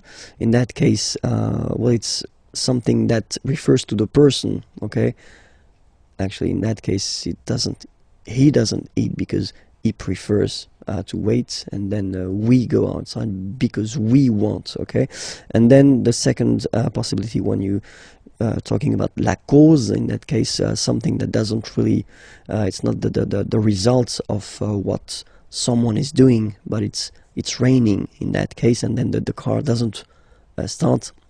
It doesn't really, it's not the result of the action of someone. Okay, so that's the two main use of parce que. We'll work on le Moyen-Orient, the Middle East. Okay, let's start. Le Moyen-Orient. So it's interesting here because normally if you would have only this word here, you would pronounce it moyen, moyen, okay? But then as you've got this vowel after, okay, you get to make the liaison between the two, le Moyen-Orient, Moyen-Orient, okay? Let's start now. Israël, Israël, la Palestine, la Palestine, le Liban, le Liban, la Jordanie, la Jordanie. Okay, so let's repeat them one more time. Le Moyen-Orient, Israël, la Palestine, le Liban, la Jordanie. Okay, and now we'll see the nationalities. Okay, so Israel, and then I will put the masculine form here and the feminine form here. Israélien, Israélien, so masculine form and then feminine form. Israélienne, Israélienne, okay, yen, yen, okay, and then Palestinien, Palestinien, feminine form, Palestinienne, Palestinienne. Le Liban, Libanais, Libanais, Libanaise, okay, z, Libanais, Libanaise. And then Jordanie, Jordanien, Jordanienne, okay, yen, yen, Jordanien, Jordanienne. Okay, so let's see them one more time. Israël, Israélien, Israélienne. La Palestine, Palestinien, Palestinienne. Le Liban, Libanais, Libanaise. La Jordanie, Jordanien, Jordanienne. L'extrême-orient, so Far East. L'extrême-orient, so let's discover that together. So Far East in French we'll say l'extrême-orient. L'extrême-orient. Le Japon. Le Japon. La Chine. La Chine. La Chine. L'Inde. So remember you get this nasal here form. I-N-1. L'Inde. L'Inde. Le Pakistan. Le Pakistan. Hong Kong. Hong Kong. Okay, so let's see everything one more time here. L'extrême-orient, le Japon, la Chine, l'Inde, le Pakistan, Hong Kong. Okay, and now for the nationalities. So each time I will put the masculine form and the feminine form. Okay? Le Japon, japonais, japonaise. Okay, so the only difference is there. Est, aise. Japonais, japonaise. La Chine, chinois. So it's really this wah wah wah sound, remember? Chinois, chinoise. Z, z, was. Chinoise. So chinois, chinoise. L'Inde, indien, yen, indien, indienne. So remember this double N, you open it, est, indienne. Le Pakistan, pakistanais, pakistanaise. Hong Kong, chinois de Hong Kong, chinoise de Hong Kong. So let's see them one more time. Le Japon, japonais, japonaise. La Chine, chinois, chinoise. L'Inde, indien, indienne. Le Pakistan, pakistanais, pakistanaise. Hong Kong, chinois de Hong Kong, chinoise de Hong Kong. Le verbe pronominal. So, what is le verbe pronominal? So first we'll take an example. Regarder, to look, to watch. Okay? And then se regarder. In that case it would be to look at oneself. Okay? So that's the important thing about this verb pronominal. Le verb pronominal will be constructed all the time with this se before the verb. Se regarder, okay? And this se will basically change the meaning of the verb, because regarder, to look, to watch, se regarder, to look at oneself. Okay? So we'll take an example. So if we take the regarder verb, okay? So normally you will construct this sentence. Je regarde la télévision. Okay? I watch the television. Je regarde la télévision. Okay?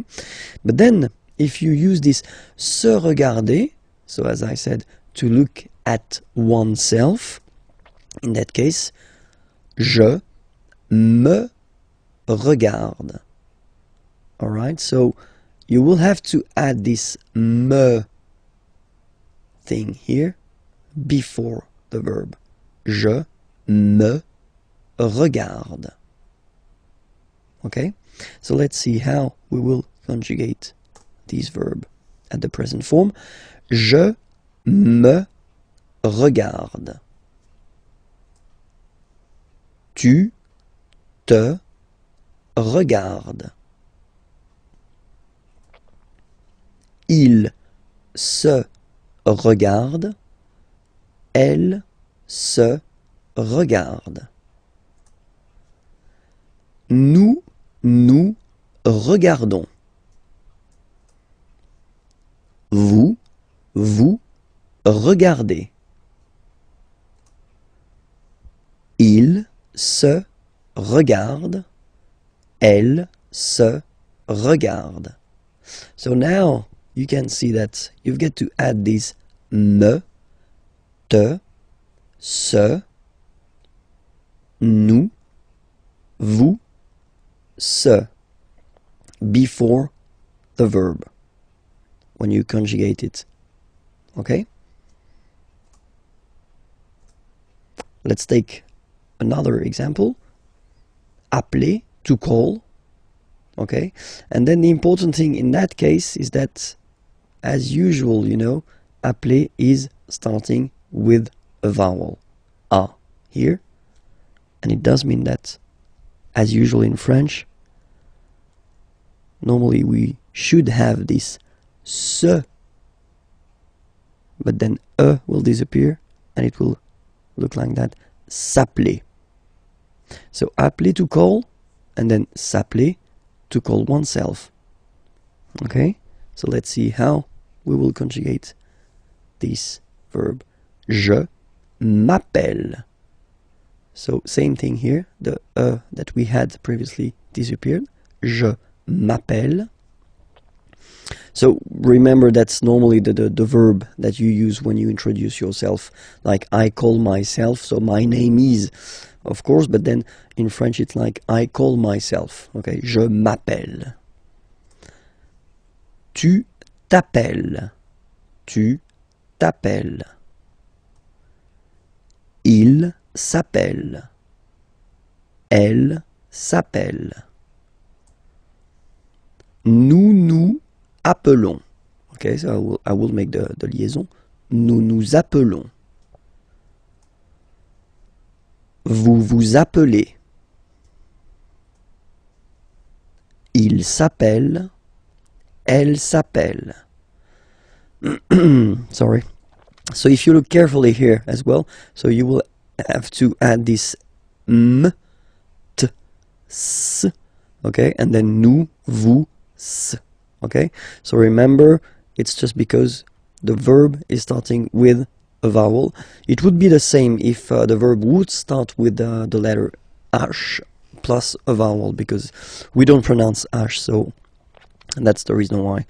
My God, I'm losing my voice. Let's hope I will finish. Be careful, because in some cases when you will add this se in front of the verb, then le sens, so the meaning of the verb, will change. So I will put a few examples here. Trouver is to find, okay, and then se trouver means to be, être. Okay, trouver, to find, but then se trouver is to be, être. Passer, to pass.